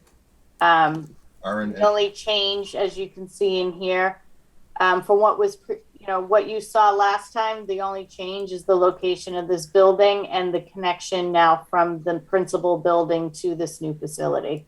I thought you were talking about drainage and whatnot. Oh, that was all shown on the last that nothing changed. Yeah. Do we have I don't see a comment from from Graves on the August plan? Chris? So July 14th was the original submission. And we were presented to the planning board on August 23rd. Right. And then there's no August plans. And then the next plan set is September 20th. Yeah, well, the materials on the site are not, on our site, don't seem to me to be complete. And we need that. I need it. So what I can do is I can upload those documents. I apologize if they were not uploaded in time for the meeting. But has Graves looked at this yet? Did we have a peer review from Graves on this? From the beginning there. I'd have to double check. I don't remember off the top of my head if Graves had submitted a final report on this. Yeah, so the grading over in here with the drainage and along with the drainage down here didn't change from the July submission, and that was all reviewed previously. The only change was moving the building from the east side to the west side. Yeah, well, Chris is gonna have to point out to me where it is, if it's there. No. Yep. It looks to me like there's been a little bit of volatility in the contents of that page. Needs to be cleaned up or looked over. No, there's nothing from Graves. I know. I don't know yet. So, we're not gonna make much progress tonight, are we? Yeah, that's true. So yeah, I guess I'm confused about what the Chris is going to explain. okay. So the project materials that were provided to us have not been uploaded to the website. So the board members have not had a chance to review those at this time. Okay, so then how do we move forward from here? I think what we do is we make sure that all the project materials are available to board members for review. Excuse me. We continue this to our next meeting, which is 1 week for tonight, so the board members have a chance to review all the material, and we can come back to a meeting. And I have no reason to expect that the board members reviewing the material are going to come up with any problems. Mm-hmm. And I think probably what we can do is we can ask staff here to draft a decision. The board can then meet 1 week from tonight to review the materials that have already been submitted but not available to the board for review. We can then, we ought to be able to close the hearing, having seen all the materials we need to see. We can close the hearing and complete the deliberation on a decision. Yeah, and Chris needs to be sure that all engineering review that needs to be done. Yeah, I was under the impression that everything was submitted on time, so I do understand that there was a mishap with getting everything uploaded. But Chris, if you are available tomorrow, I'd be happy to follow up with you just to make sure that we're all on the same page and you have everything you need from us. Yep, and by the way, if all the materials had been available for the board's review prior to tonight, we would be closing the hearing tonight and directing the staff to draft a decision, and we would be deliberating on the decision next week anyway. Okay. So Okay. in So we'll move terms of forward. any Yeah, understood. Right. So there's effectively there's no additional. We're not introducing any additional delay into the board's ability to issue a final decision. But the board does rather like to be able to read the submitted material prior to closing the hearing. Absolutely, I understand that. I imagine the public, no one is having any interaction on this one, but in theory, the public is allowed to go to the site and look at the material too, of course, and they can't look at it if it isn't there. That's a stone. Yeah, let's just say it was a glitch in the office that resulted in the materials not being made available to the board in the usual manner. Just to ask it, Chris, is there any material that you know of right now that is missing that we would need for the decision? That you know of? I would keep the public hearing open. Yeah, because I have to double check on the Graves peer review. Either way, we want to just be able to discuss it as a board, so I would leave it open as well. But I just was curious. let's move on. Let's do that. How about that?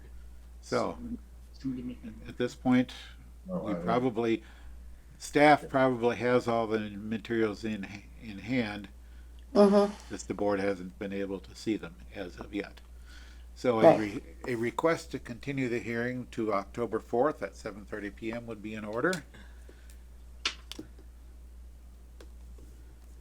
If they are, Yes, I request on behalf of the applicant to continue the hearing to October 4th. great. Motion? I will I move the move to grant the request. Go ahead, Bob. Bob made the motion. And second. Justin will second it. Okay, great. That includes to 7:30, by the way. Mo- It's mo- 7:30. Moved and seconded. Any discussion of the motion? Hearing none. Justin? Aye. Bob? Aye. Linda? Aye. Prabhu? Aye. Dave votes aye. Motion carried unanimously. Thank you. We'll see you in a week, and we should be able to wrap this up. Great, I appreciate it. Thank you. And thank you for your patience and sticking around until this late hour. Dave, I appreciate it. Thank you. Dave, have we made a motion to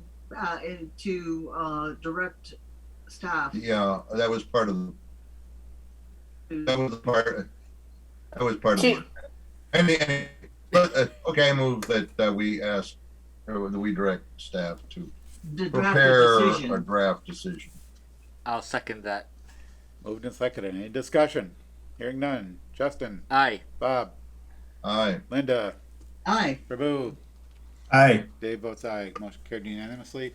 Consider yourself directed to draft a decision, Chris. He could do it without us telling him, Yes, it doesn't actually require a motion, but the but it's motion, customarily part of motion the doesn't hurt. hearing closing motion. Right. Mr. Chair, I need a brief recess for myself. We may continue with the board's business while I take that recess. Okay. I'll be right back. Justin is excusing himself for just a moment. Okay, thank you all. Have a good night. Thank you, Nicole. All right. I'll That'll be try to decided. wrap up what business we have left fairly quickly. The next discussion item is complete streets draft. Staff made that available to the board for the board's review. You're interested in the board's feedback at this point. Is there anything you wanted to tell us about it?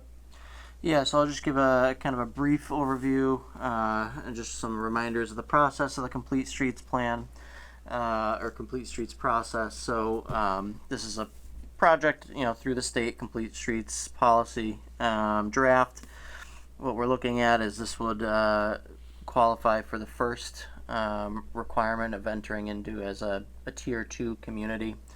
What I did for the development of this policy was I drew on the model bylaw language that the guidance document provides, as well as a number of communities throughout Massachusetts that I felt had additional good language to include.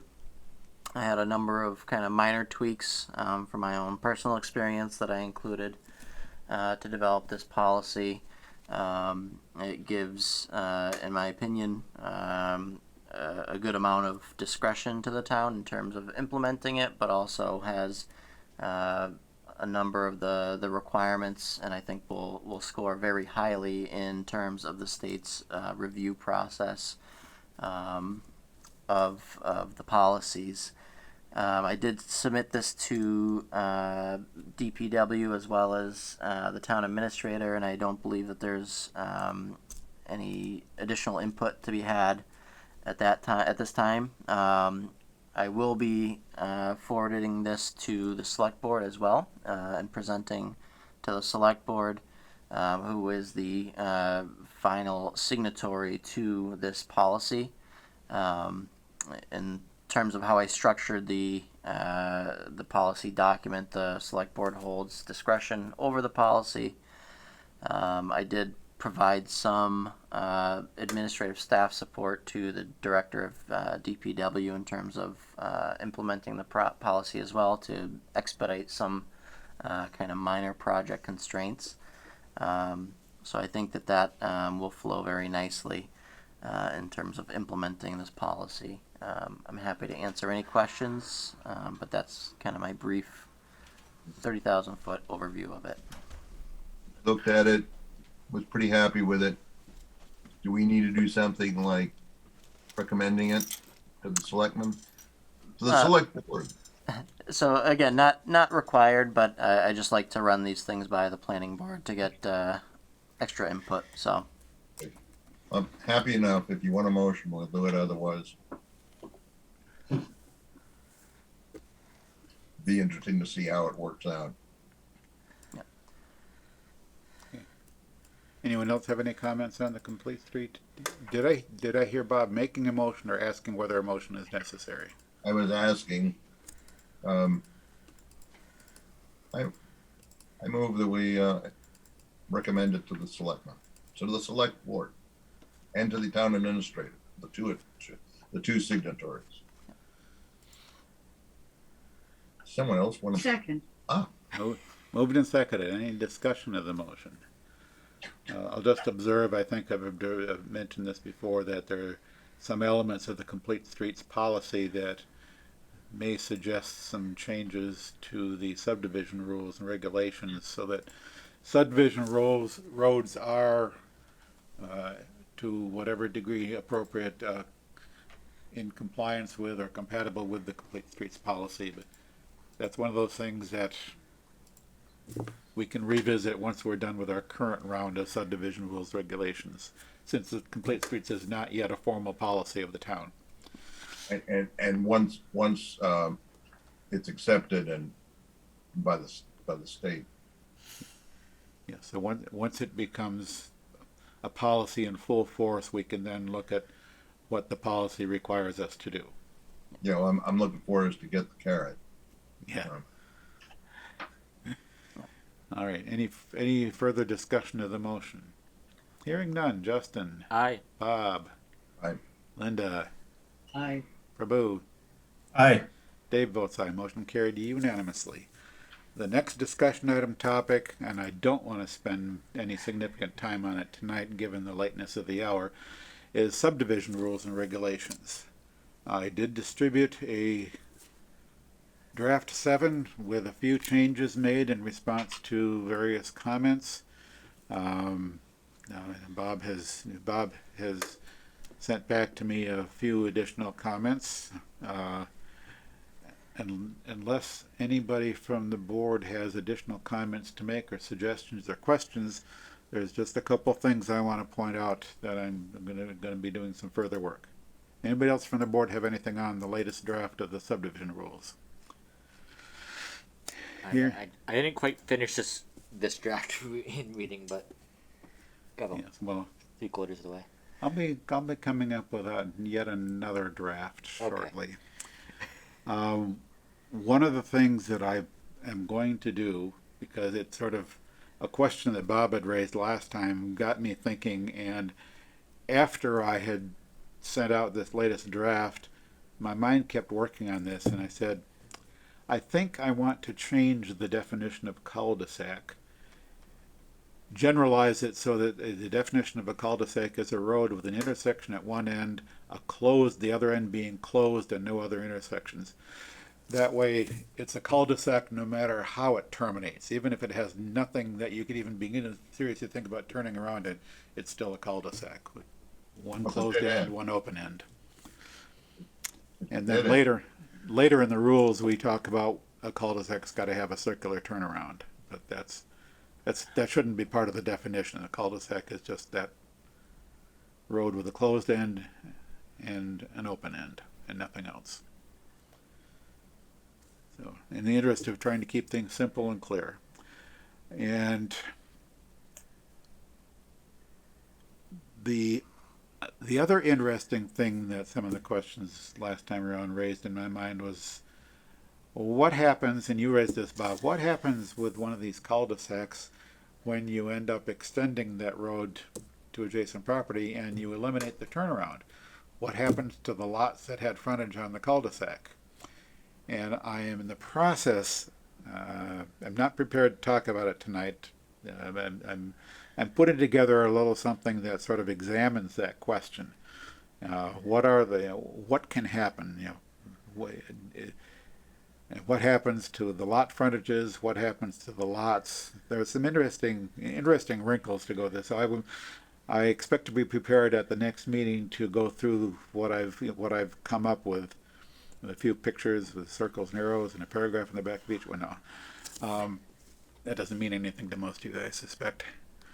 But anyway, yes, I have something that'll probably, I may have it distributed to the board ahead of time, but something to kind of go through that and examine in some detail what happens with these lots that had frontage on a turnaround, but the turnaround went away.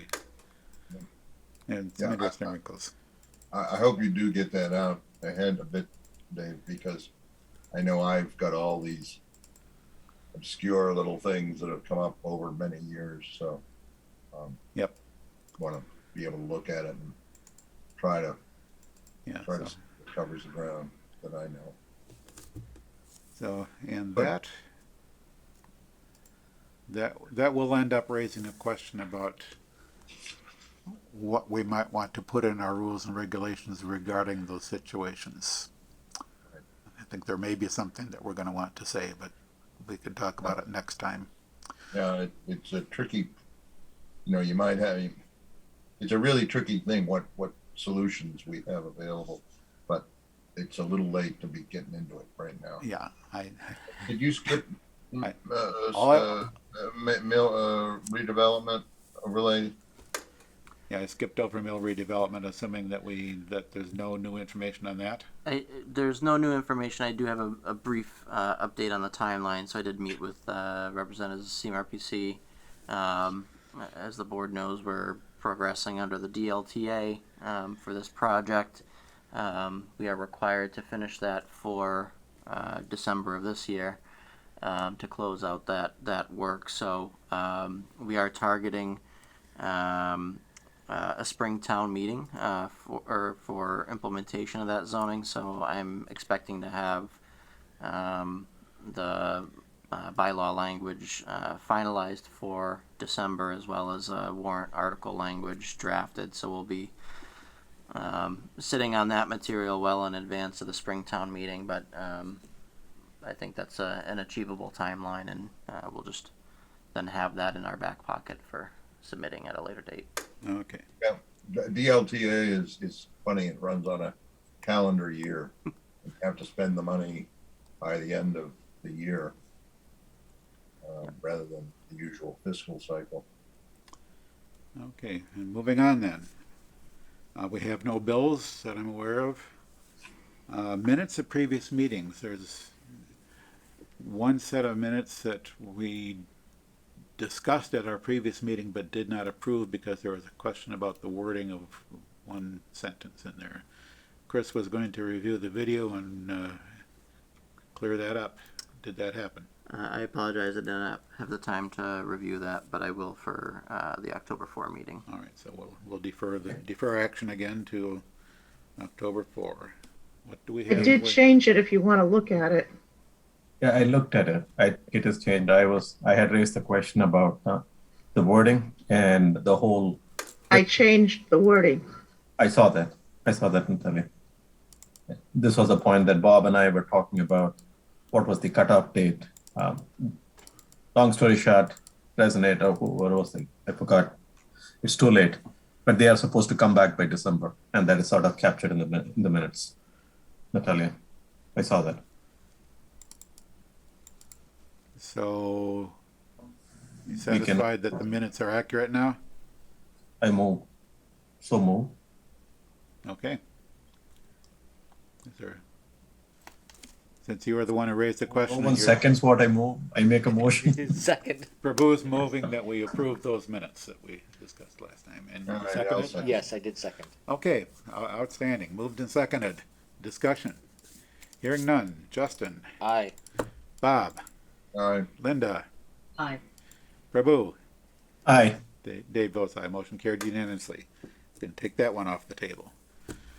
Anything you want to give us for staff report? Not at this hour. I don't know. Do you think we can wait another week for staff report? I think you can wait.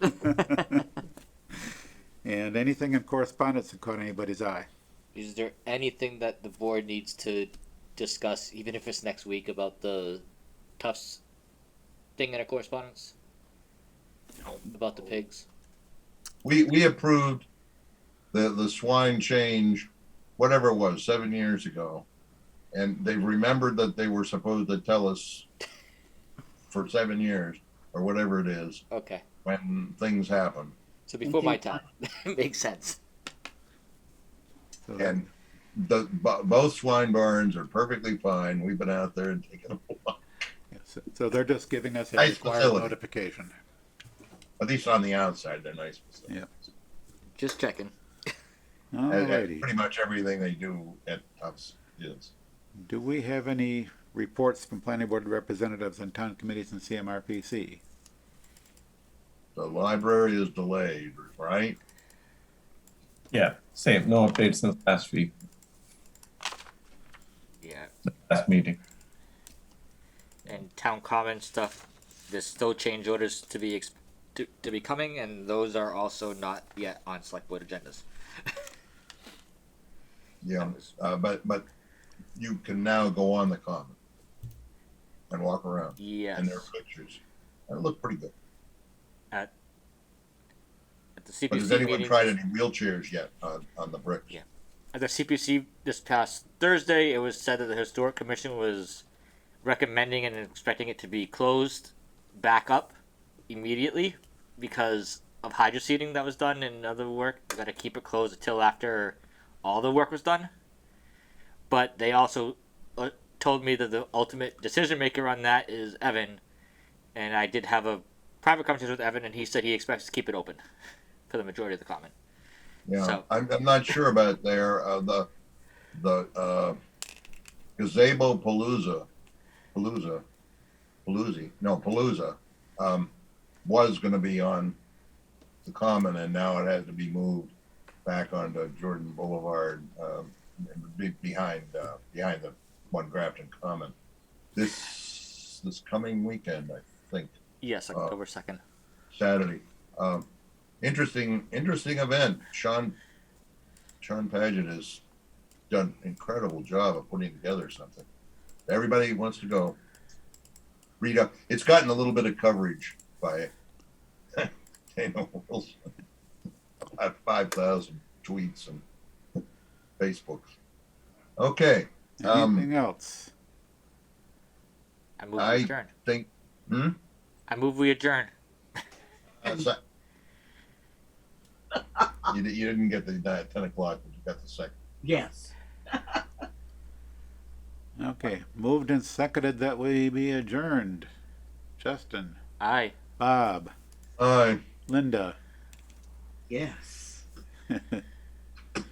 Prabhu, Aye. Dave votes aye. Motion carried unanimously. We are adjourned.